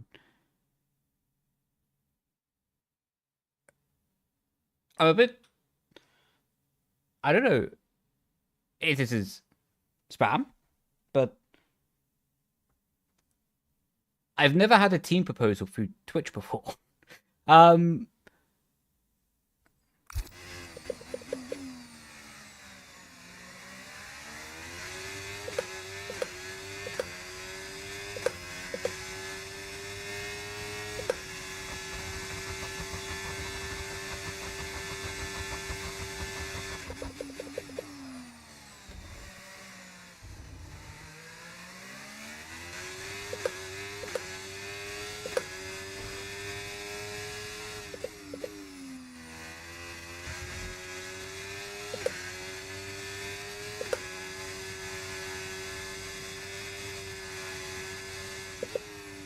Oh my god, it's Will Gibson.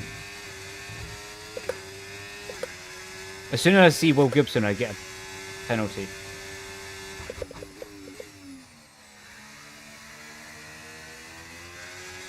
Coincidence? I think not.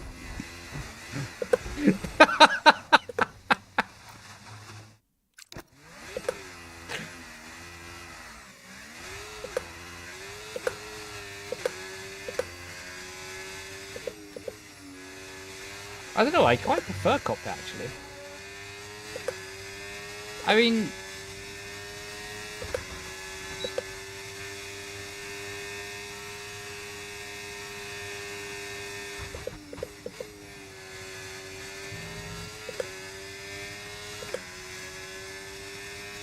Right, it's a final lap showdown.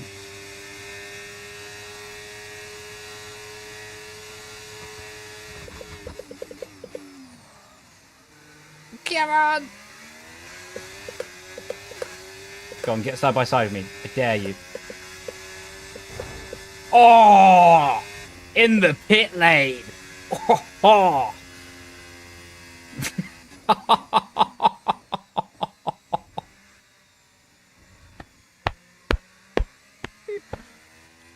In the plums!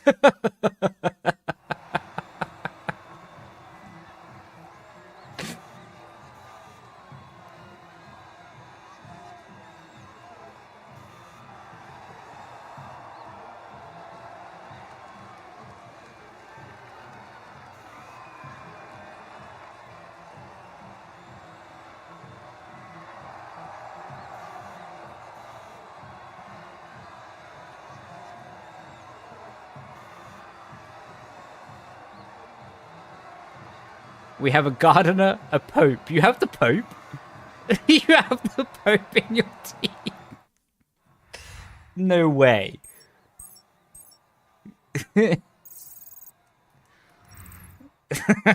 You have... Oh, mate. Mate, if you, yeah, I think the best way is if you send me a message on Instagram, then I'll be able to take a better look at it. But I appreciate you reaching out, though, man. And, and that you have the Pope with you. Do your glasses fog up when driving? Sometimes, yeah. But then I just need to pull them away from my eyes a little bit, and they're all right. Is F1 Esports starting, then?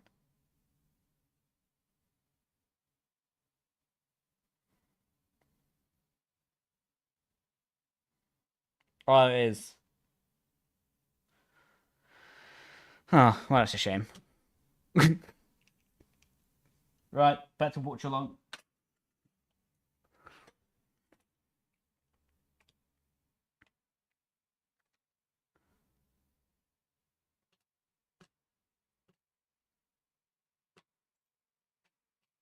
Right, I need to put that back to mute so no one can hear the broadcast. Otherwise, I get copyright striked.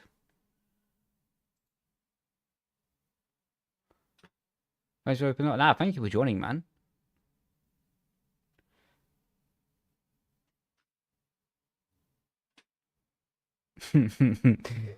You know exactly what you're doing there, Will. You know exactly what you're doing.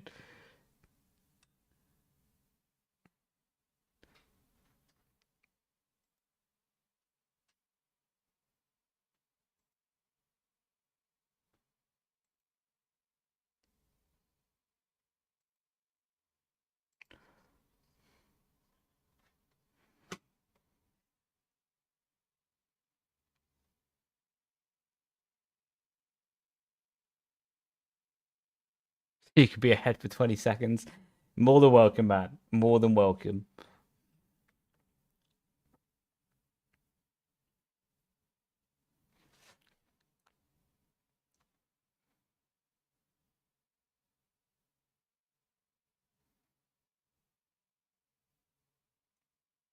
Kind of mad that Yano can be a 4-time champion this season. That's a lot of prize money.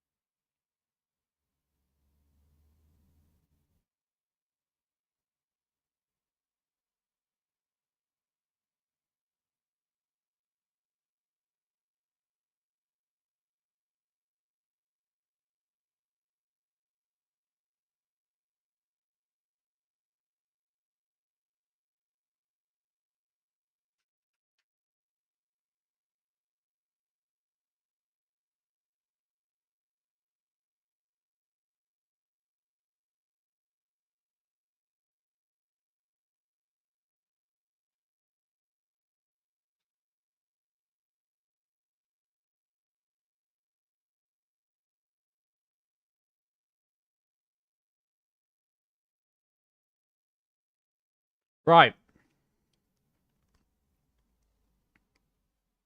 Also crazy. I reckon, like, well, at the moment it's looking like Alpine versus Red Bull for the championship in the teams, right? Seems that that'll be a bit of a showdown.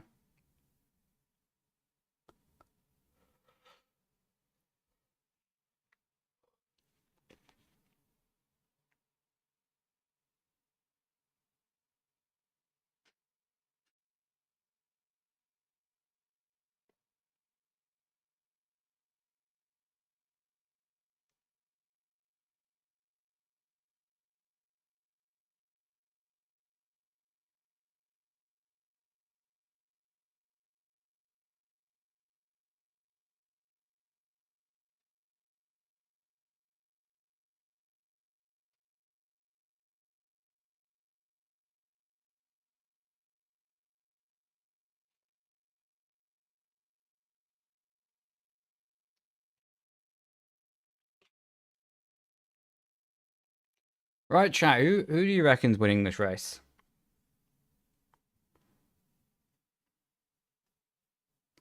So tomorrow the qualifying starts at 11:30. First race at 2. All right.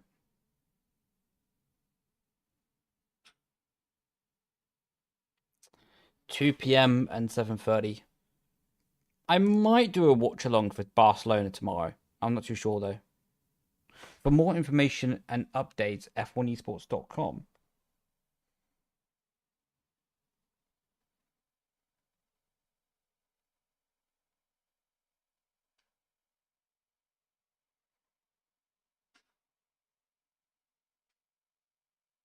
Oh, they've actually. Oh wow, they got their website working again.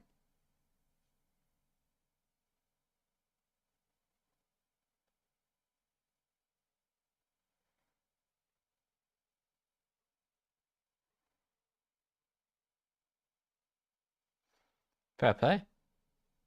Yeah, of course you man. Of course you can. Send it in, bro. Otis is chilling.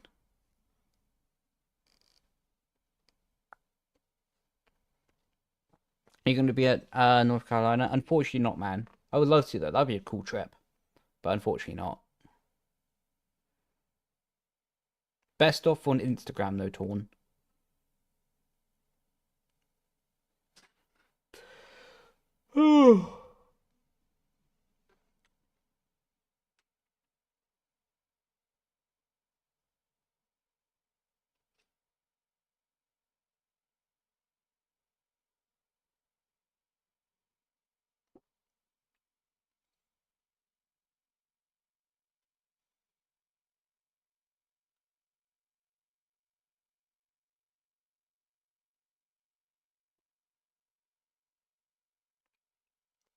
I'm not gonna lie. It is quite interesting to me that so many people hit the barrier today in qualifying. Like, the drivers are high enough level that they wouldn't normally do that. So I would actually presume that the new arena is actually throwing quite a lot of people off. Because, yeah, there's so many mistakes that it's not normal. Ah, they're going to show his quality lap. Go on.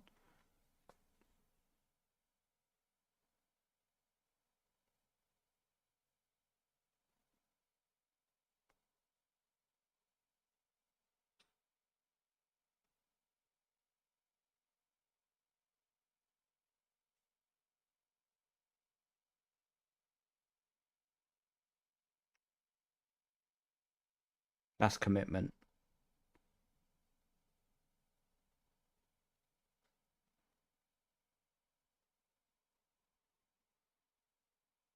What a lap so far. He really, like, Alpine and Otis really have that car on the nose. Like, the way it's picking up and just about sliding on the rear, but not enough to break traction is quite impressive. Because that car looks really well set up. Like, the engineers and the team behind there did a really good job. Like, it's rotating, but it doesn't look dangerous to drive. And when I say dangerous, I mean, like, unpredictable. It really looks like something you can drive and probably was doing low twos, ones quite consistently in practice.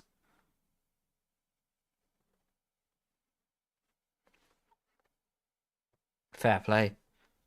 Again, by the way, it's a thing that I talked about last time, but it's interesting that Alpine are one of the only teams to bring their own headsets. Really good advertising for their sponsors. Soon, probably, yeah. In the next few days, I reckon. At least tomorrow, I think I will, between, like, the F1 sim racing, quali and race for the final race at Silverstone. Um, in the middle of the day, I'm not too sure. But for the other ones, I think so. Yeah. For the afternoon race, I think I will. Was you ever nervous? Oh yeah, a lot of times. A lot of times I was. But that's just part of it, to be honest. That's just part of caring.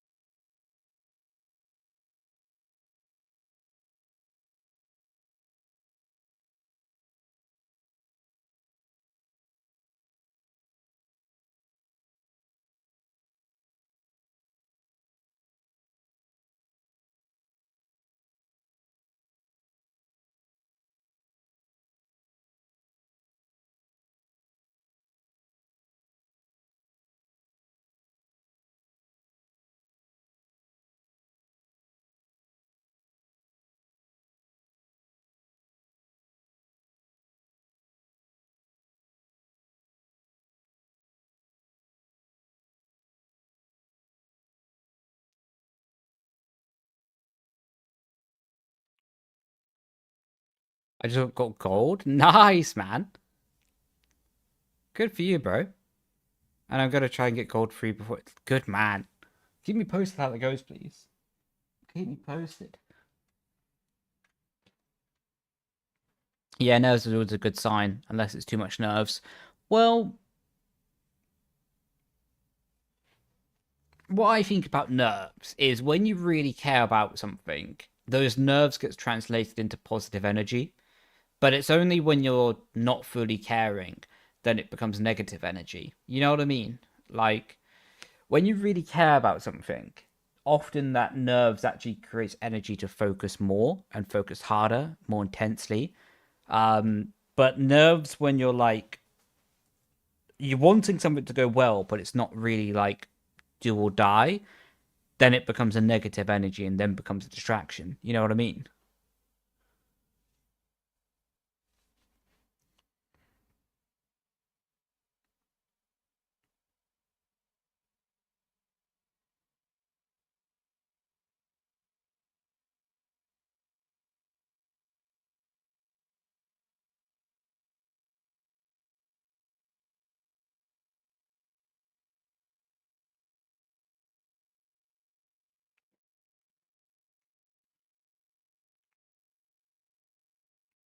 All right. Let's see what these lot have in the tank.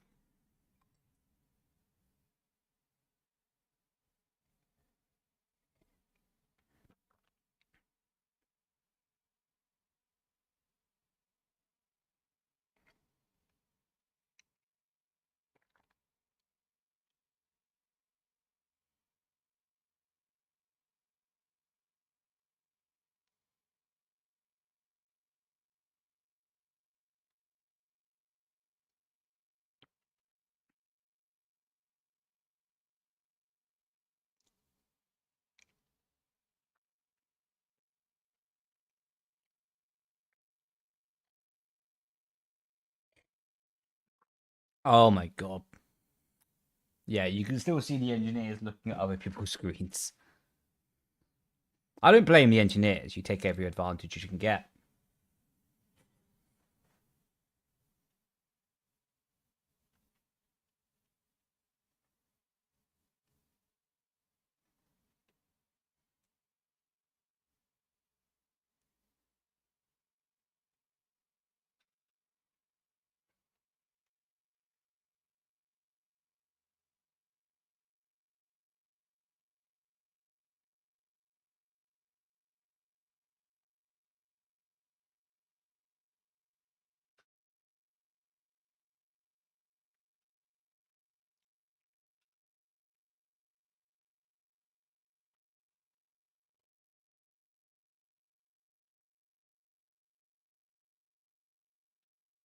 Right, everyone, you can just about see on the screen of Freddy. Everyone is readied up now, so I presume they'll be starting pretty imminently.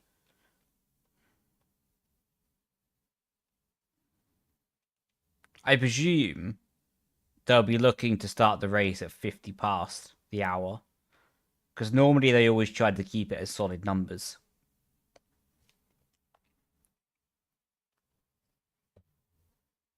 Otis looks relatively relaxed, to be honest.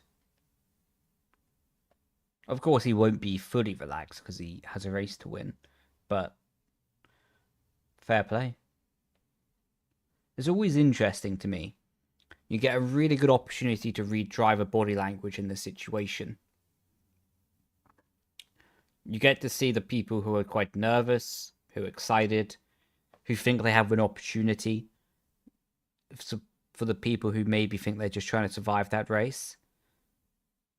Like, Ulas looks quite happy. Tom Manley, not so much.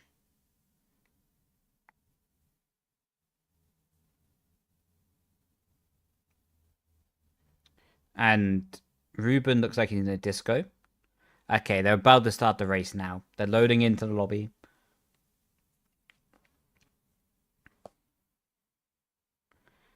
And if you're watching along as well, take a sneaky moment to look at the engineers looking at other drivers' screens right now.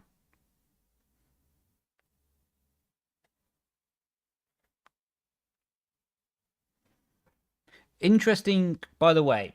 One.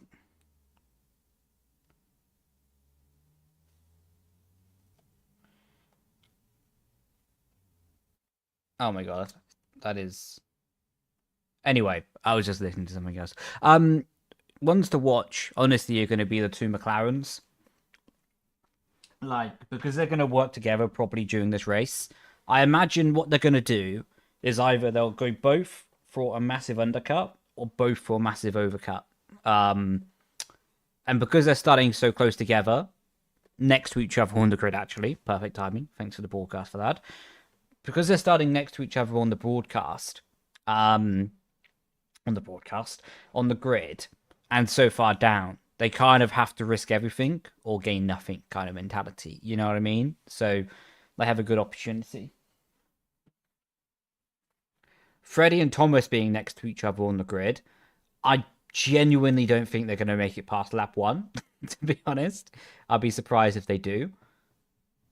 If there's two people that don't like each other, those are basically the epitome of it.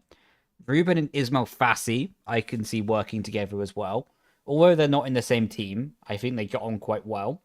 So I can see a situation that they'll kind of help each other out. Joris is kind of out there by himself because he's quite far ahead of his teammate. Jarno and Ulas, I think, will end up working together. Probably what will happen is Freddie will try to catch with an undercut to his teammate and then to follow in the DLS for the rest of the race. Julian's kind of out there by himself because he's 4th as well. But I think Julian could do a good race from there. I think Julian can actually podium this. And Nico is P2 on the grid. So Nico is really putting a good championship charge together, any this season. Right, let's see what they're doing.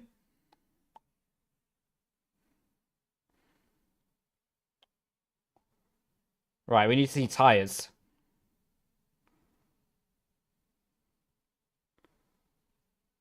A lot of people on mediums.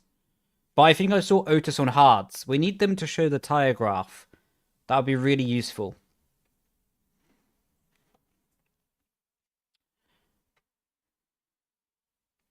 Just on the F1 broadcast, mate.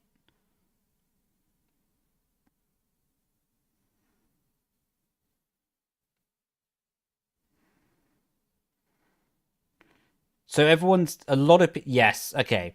Otis on mediums, Nico on mediums, Danny on mediums. It seems like everyone in the top 10 will be on mediums then.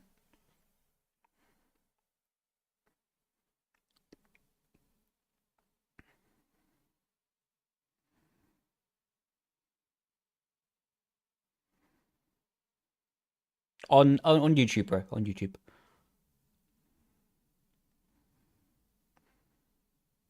Okay. Yano on the hard.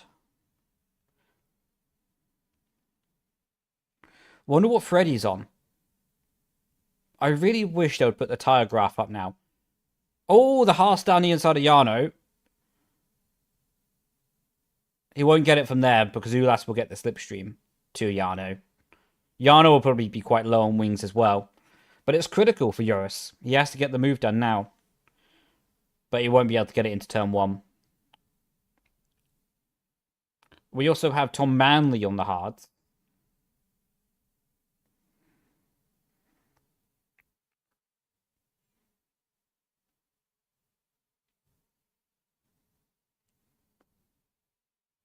So what's going to be interesting now, it's going to become a little bit stagnant. So strategy talk. Jarno on hards, Tom Manley on hards, then everyone outside of the top 10 on hards as well. So Thomas Down is on hards. So the final position on mediums will be Ruben. Ruben's in a really vulnerable position there to be the final car on mediums, by the way. Because it'll be hard to progress forward, but easy to drop down the grid.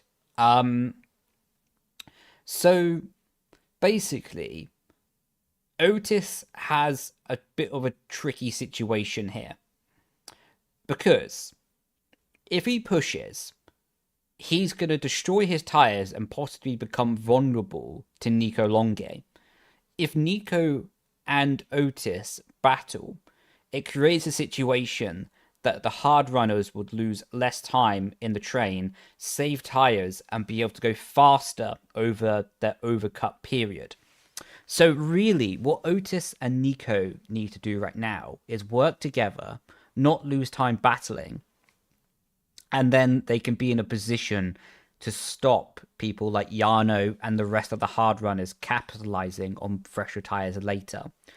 In effect, making the gap as big as possible between when they box and when the rest of the cars box as well on the alternative strategy. Hey, appreciate you, bro. What a ledge.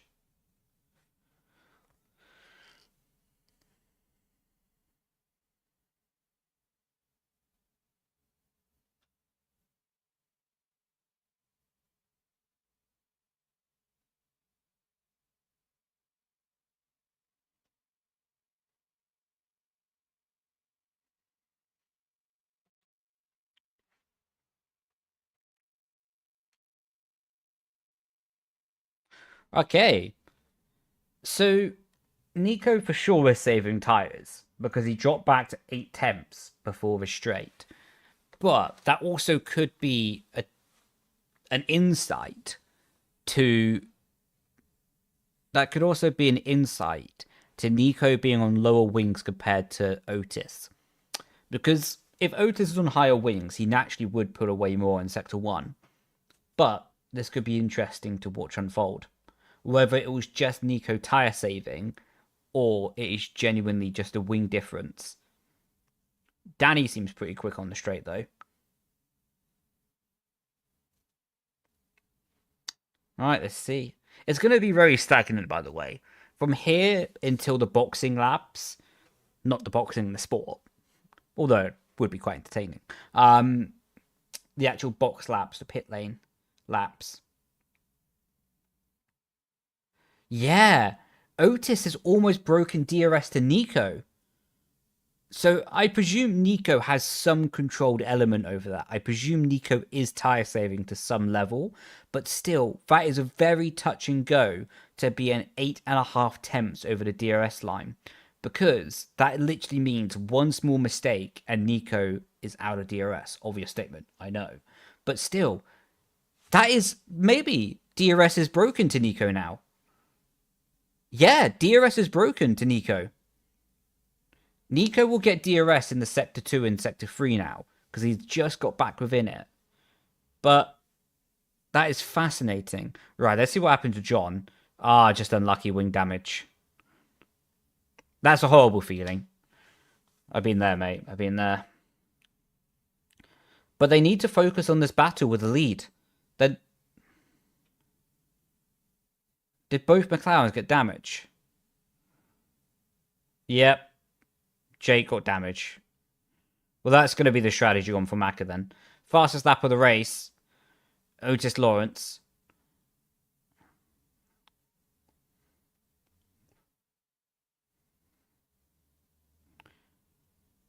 Right. So Otis goes into the section at 7.5 tenths. If he does what he did last lap, he can be out of DRS. If he goes out of DRS, Danny can then jump forward, and then he'll be in the position to be an Alpine 1-2. So wait, unless Nico is playing this to absolute perfection, by the way, Nico is playing a very, very risky game. But if he is playing this to perfection, he's saving a lot of tyres compared to Otis, what will pay him back later in the race. But either way, Otis has phenomenal pace right now. They need to talk about this. They need to talk about how Otis is pulling the train ahead. This will be faster paced than most people would have been predicting. Like, this is genuinely going to be changing the tyre strategy of everyone else on the grid by the pace that Otis is going at. Otis has kept DRS away from Nico for this little straight as well. Nico will only have DRS on the pit straight. Danny needs to get on it now. Like, Danny needs to get on it and get past Nico to make it an Alpine 1-2. Like, he has to. Well, he doesn't have to, of course. But, I mean, in terms of getting control of the race, he has to do it. Otis whether he did it on purpose or not, just gave Danny the opportunity to get ahead of Nico because Nico did not have the DRS for 2 straights. But Danny wasn't close enough on those examples. That was quite close to the wall for Ulas, Jesus. The rear tyres already seem to be sliding around a little bit for Ulas as well. But again, honestly, the pace is going to be so much higher than I think people would have expected. So this is going to be quite fascinating how it plays out. 7.5 tenths. Nico will have DRS this lap. Easy. Like, that won't be a problem this time around. Right, that's going to be fascinating.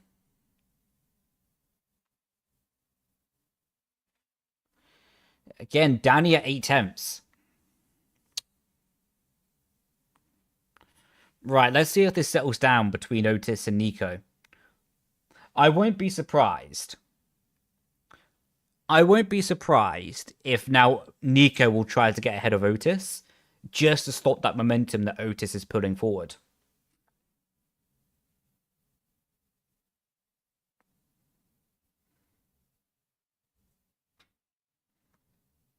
Yeah, the rear tires of Ulas look quite bad now. You can just see him going into the corner, not quite getting the front end. He's having to sacrifice his front end turning just to the rear instability a little bit.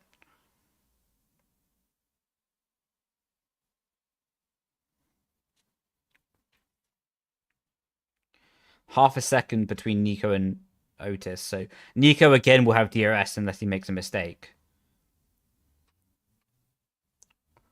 But let's see. I think it's tough. Otis again is pulling a phenomenal first sector.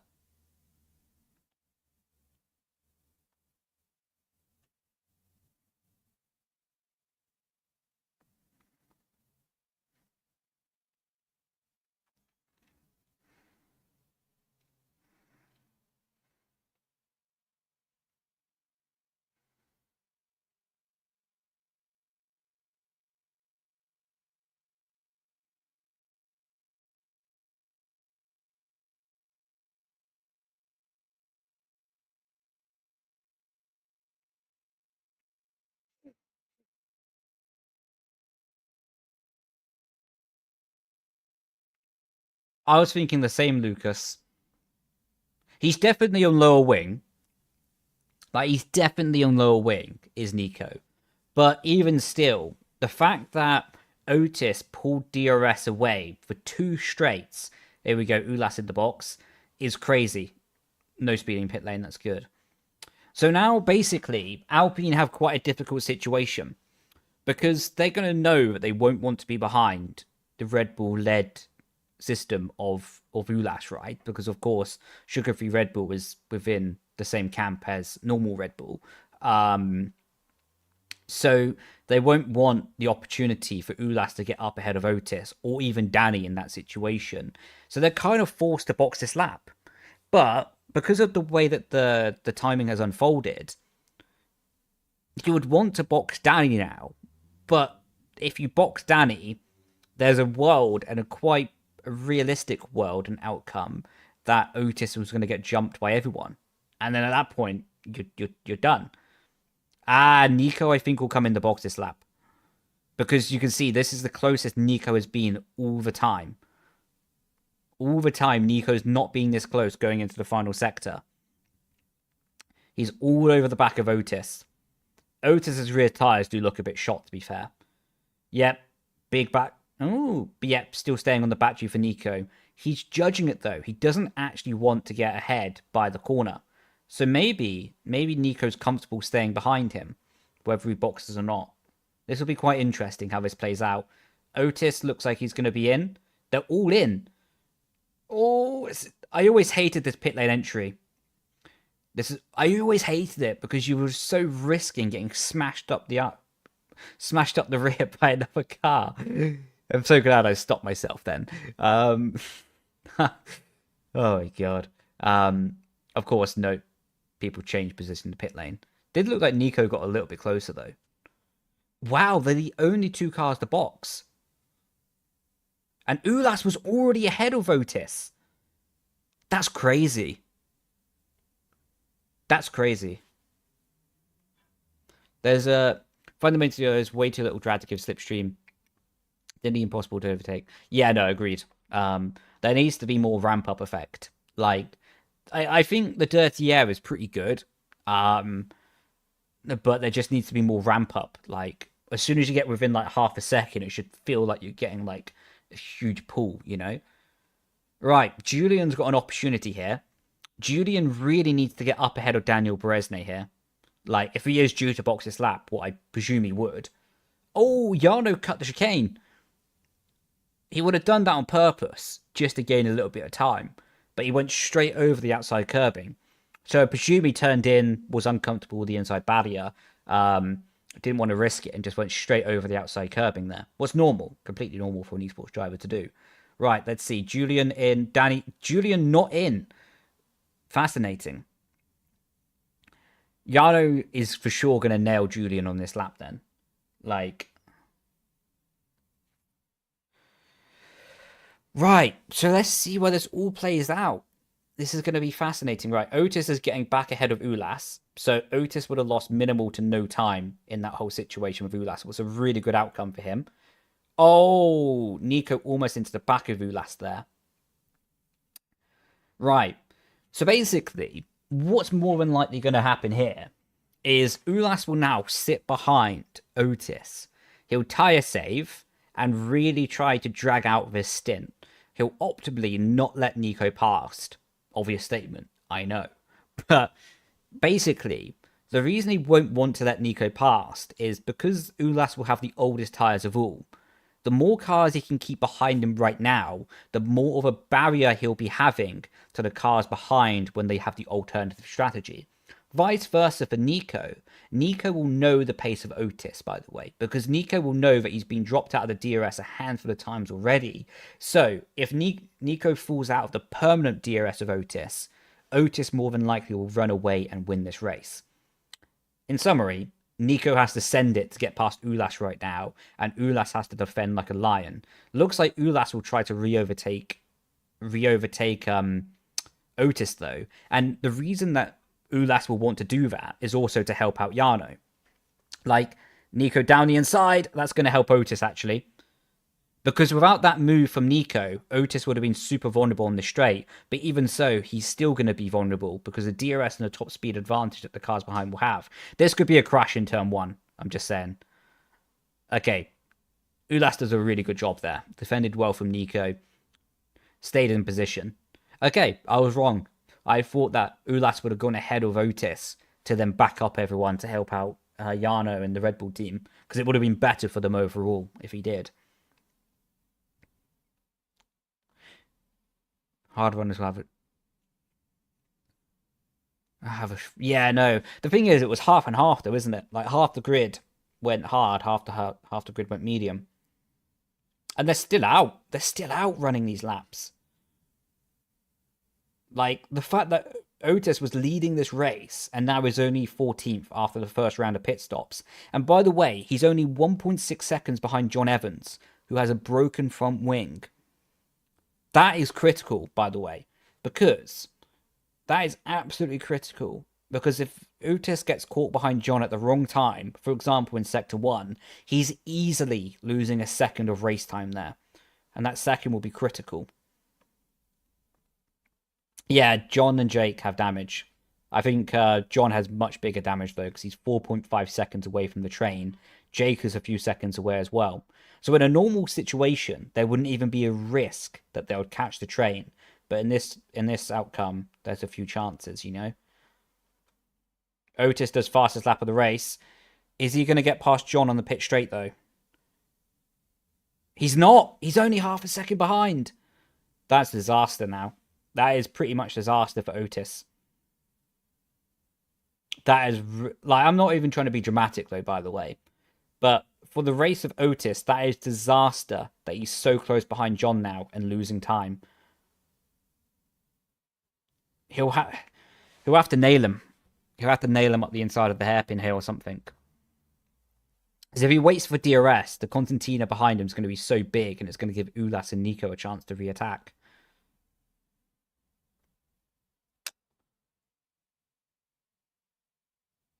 This is the problem. when you go for this sort of undercutting strategy on a street circuit, you really do become high risk these situations. And Jarno is doing a good pace as well. He's out by himself, 1.3 seconds to the car behind. Really, he's got 3.1 seconds to Ismail. So he could do an extra lap and still come out ahead of Ismail, I think. What's major. Is that Aston still on...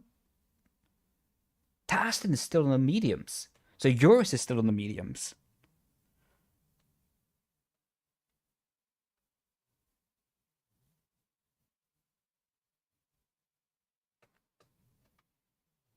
Right. John is defending like crazy. Oh my god, there was contact between John and Otis. What are you saying holy for, Lucas?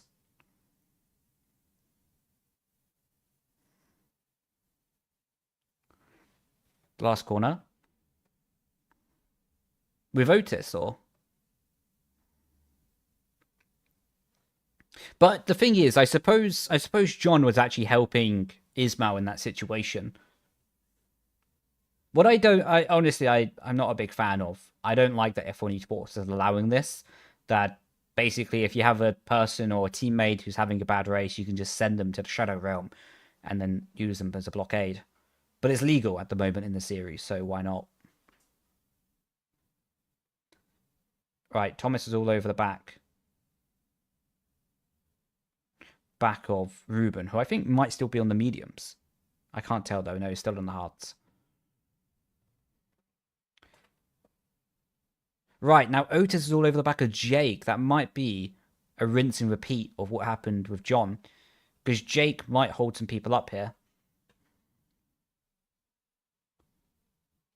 Yeah, Ulas is definitely cooking. Yeah, John is still holding people up. Again, it's legal. Oh, into the side of Ulas. Yo! Michael, thanks for the 5 gifted, man. What a legend. Thank you, bro. What are you talking about? Ulas did not swipe across Evans. What? You can't... Nah, you can't say that Ulas took out.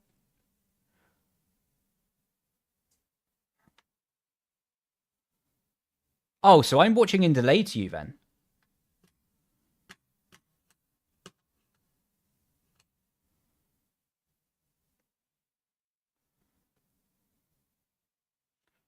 Right, I'm going to do a cheeky refresh and hopefully I didn't miss anything.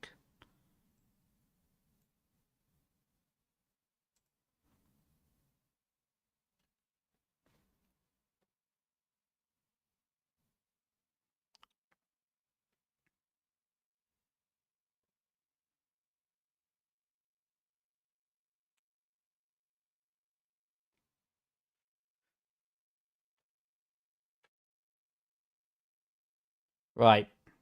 Pookie up ahead of Thomas.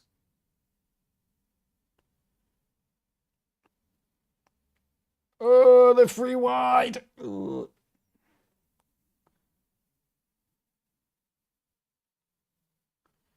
Do you know what? This will be really interesting now, how this plays out with Otis for the rest of the race. Because it simply will now be, how many cars can Jarno overtake on his fresher tyres, and can he get into a position to challenge for the race lead? If he does get to second, Jarno will win this race, because his tyres will be so much better. But it's just a question of how many cars can be passed in how much time.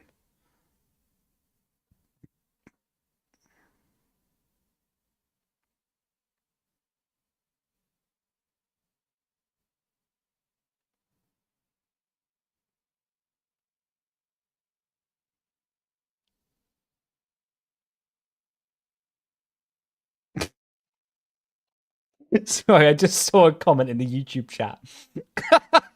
I can't say what brand it's about, but they said reverse podium grid.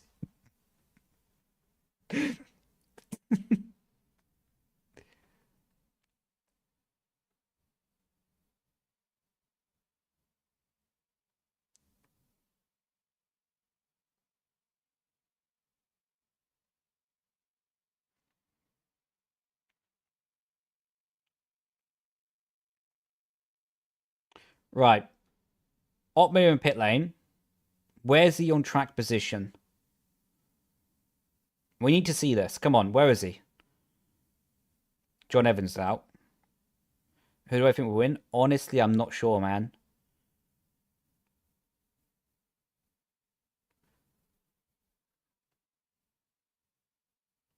"13."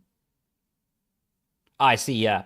Well, I mean, technically 12, because technically 11, because Tom Manny and Freddie will let him past.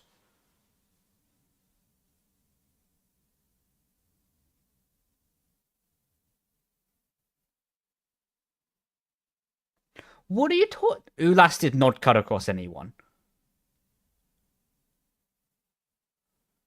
No. You can't. Nah. I'm sorry, but you can't blame Ulas for that.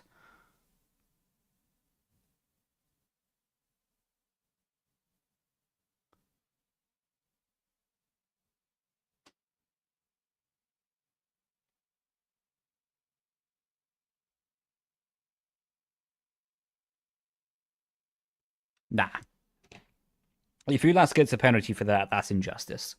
That's not fair. Anyway.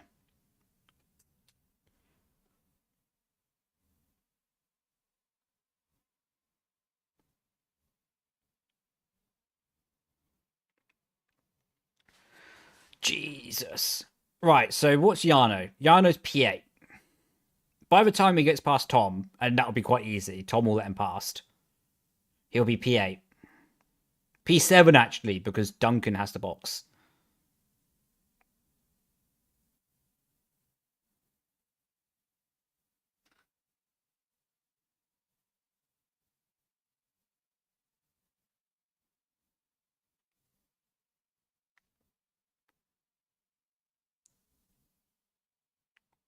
Thanks for the higher trade, Michael. Appreciate it, man.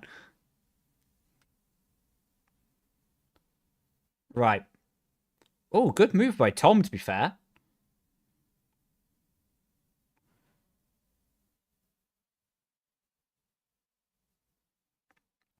Yano will nail him straight away, yeah. Yano up to P8. So now, technically, Yano's P6. I know I'm discounting Tom there, but Tom will let him pass eventually. Like, because they're on the same team. So Tom will make some moves, but eventually they'll swap around, I reckon. So, yeah, Yano is already going to be P6.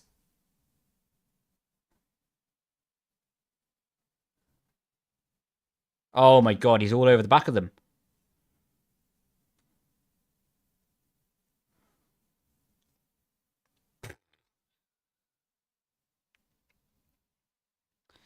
Look, honestly, Yano is going to be really in contention for this race win.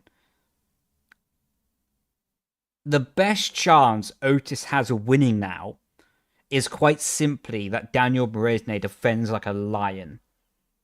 Like, because if Yano gets through into P4, gets past Nico into P3, it's game over. Even if Tom does it, it's game over.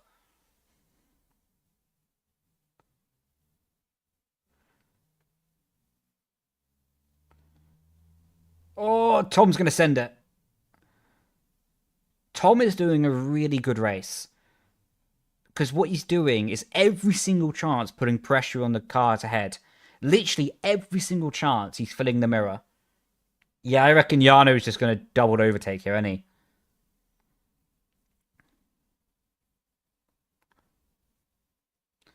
Maybe Tom has slightly higher wing. Relatively, because he's all over the back of him in the corner. But is lacking a little bit on the top speed. Oh, deep! What was that? Danny was deep in the corner and really stopped on the apex.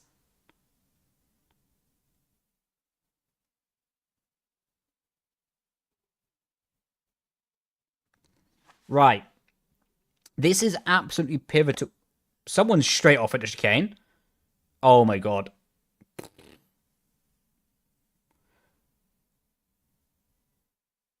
What was that? I don't know what I just saw there.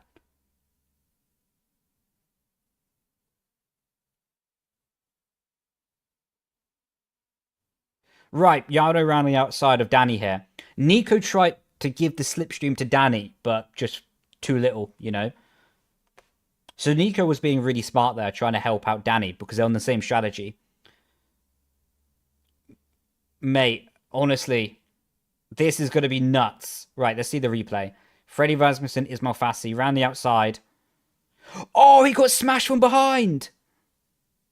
Then trying to rejoin the track. Then it was lag! No, there was no questionable rejoin there. That was lag. Because Freddie did nothing wrong. Ismail did nothing wrong. They cannot say that's on any driver.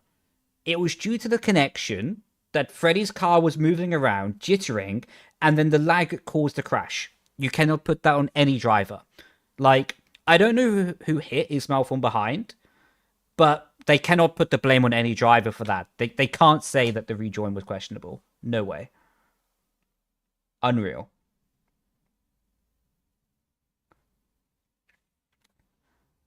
The lag is still quite bad.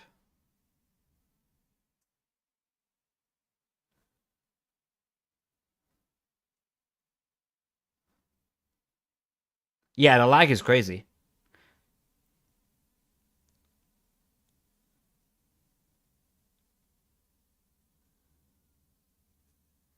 No, it's not to do with LAN because they're all plugged in. Not to do with Wi-Fi. I mean, they're all plugged in basically into a LAN system, so it should be fine. I thought last time was just because of, as I say that, my connection goes down. I thought last time it was just because they were at DreamHack, but it seems like a fundamental issue.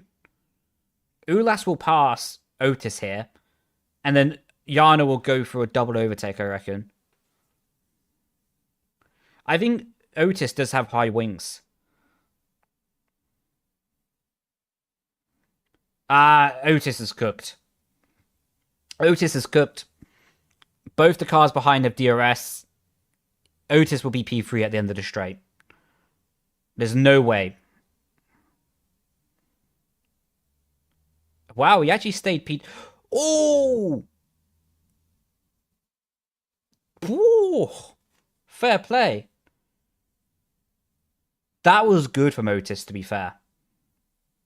That was phenomenal, by the way, from all three of those. That was phenomenal. So well judged. Right. This will now be really interesting. How does Otis reply to this? Can Yano break the DRS? Train will stretch now? Yes. But Otis is hanging pretty well. It all comes down now to how well those mediums hang on at the end of the stint.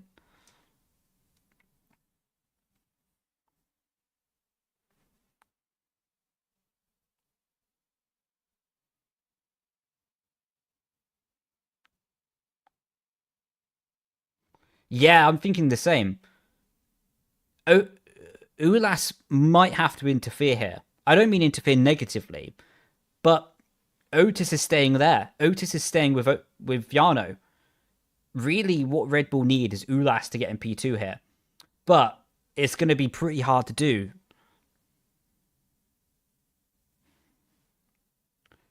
Otis just needs to stay behind, like he is.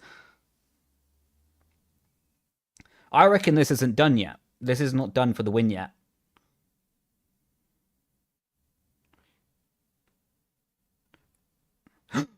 The gap is huge. 7/10. I think Yano backed up, gave Otis a false sense of security, and now is running away. It was Pookie who hit Fassi. Yeah, if Yano breaks DRS, it's over. And Ulas is almost broken out of DRS from Otis. Yeah, it's over. It's over. Yano got the DRS broken. GG.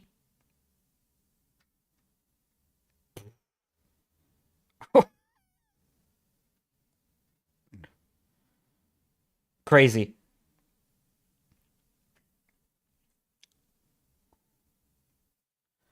How can you call that a rookie mistake?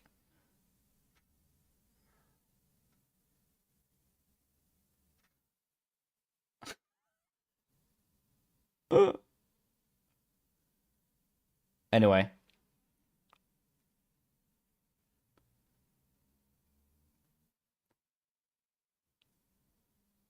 Yeah, Otis can only now focus on retaining P2.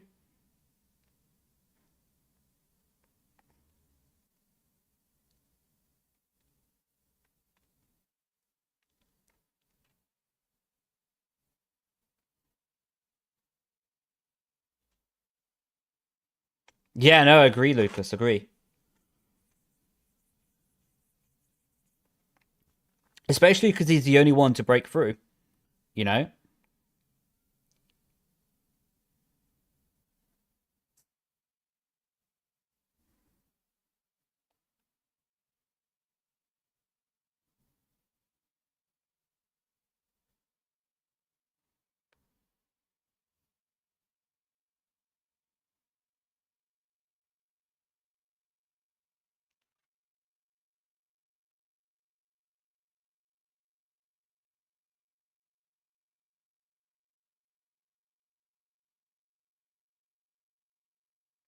Being hard. Yeah, I think two things really made a big contributing factor. Otis got stuck behind Jake Benham and John Evans. Both of those people, in not really deliberately, I don't think, but they cost lap time to Otis in the train, and he probably lost about 2 seconds total time for that. Probably that stopped a few cars getting ahead of Jarno in the pit lane, like with the strategy. And that, of course, makes a big factor because it's a few laps Jarno maybe would have spent getting past those. And maybe the tyres would have been worse for Jarno when he got past, but that's all ifs and buts and maybes, you know. Regardless, I think Jarno was going to win this race. In honesty, regardless of the whole John Evan things, Jake Benham thing with holding people up, I think Jarno was going to win this race. That's crazy, though. It was something that they haven't really spoken about. What was incredibly clever was the ability that Jarno slowed down on his first lap in the lead. I thought Otis was going to be able to stay with him. All that Jarno was doing was delivering a false sense of security to Otis while saving his battery. Then out of nowhere, he dumped his battery, buggered off in the lead, and off he went, not to be seen again. Genuinely genius. Very rare to win by 3 seconds. Very rare.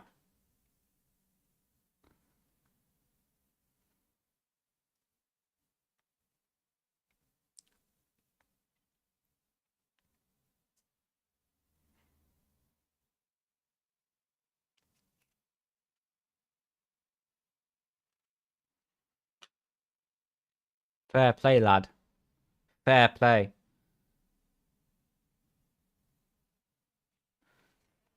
2.7.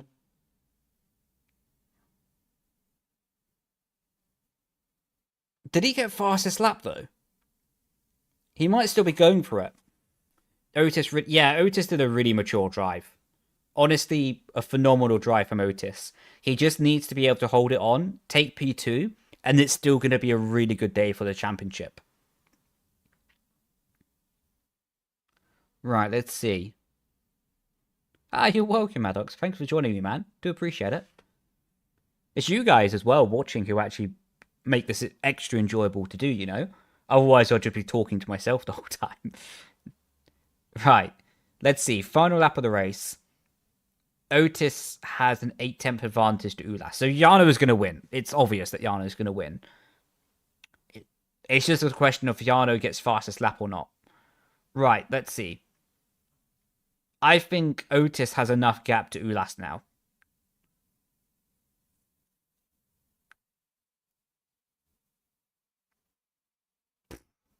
Yeah, Jarno's out of battery. I don't know if Jarno already has the fastest lap. He might do. But he's already out of battery on this lap, so it'll be hard to do it on this lap. But regardless, What a statement. What an absolute statement. Jesus Louises. Crazy. To win by 3 seconds on Jeddah is crazy, by the way. Because normally you just can't break DRS zones. So to get that done around here, fair play, lad. Alright, have a good time at the gym, man. Catch you later.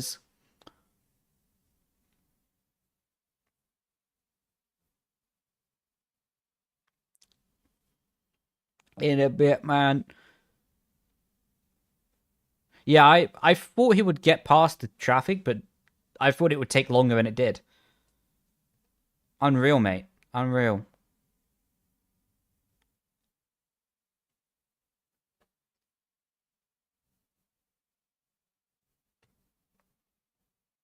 Yeah, Otis understandably disappointed. But still, I think a really mature drive. I think he got the best out of that whole situation.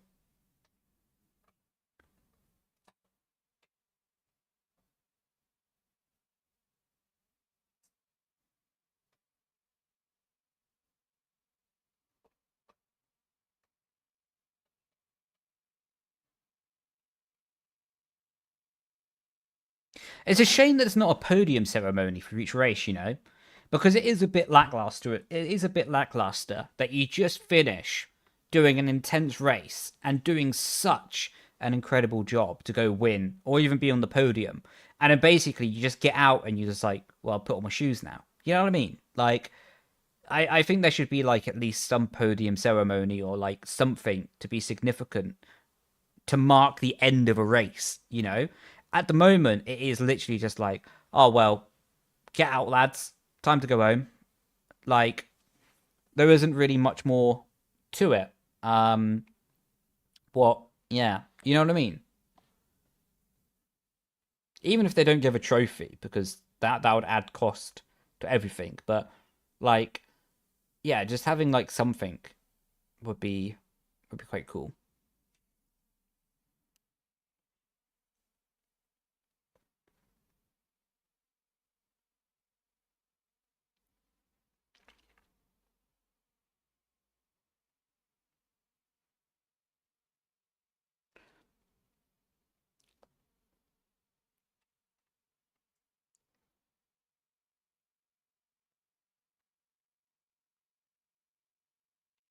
Time for my comeback.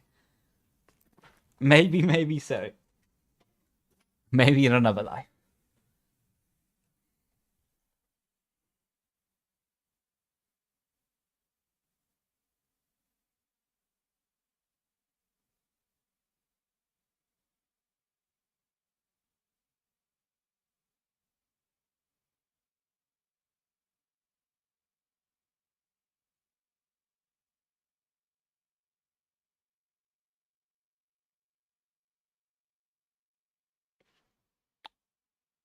Not today. I won't do any more open lobbies. Yeah, that'll be end of the stream. That will be.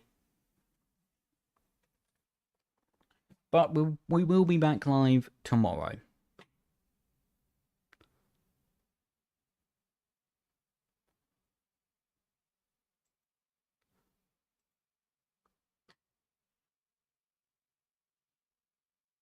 Right. We'll deliver a raid.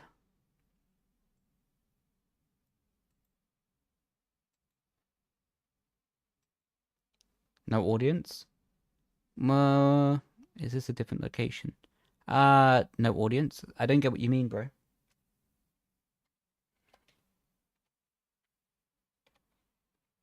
Appreciate you, man. Appreciate you. Awesome, man. I'm glad that you had a good time. I had a great time as well, man. So thank you for your company. Absolute legend. Right. What I'm going to do is I'm going to wrap up the YouTube stream. So everyone on YouTube, thank you so much for tuning in. I will be back live tomorrow. Jesus Christ, there's a lot of noise. I will be back live tomorrow. And yeah, I'll catch you a lot later. Yeah, grazie everyone. Ciao, ciao. Bye-bye. And what we're going to do is then wrap up on Twitch and deliver the raid as well.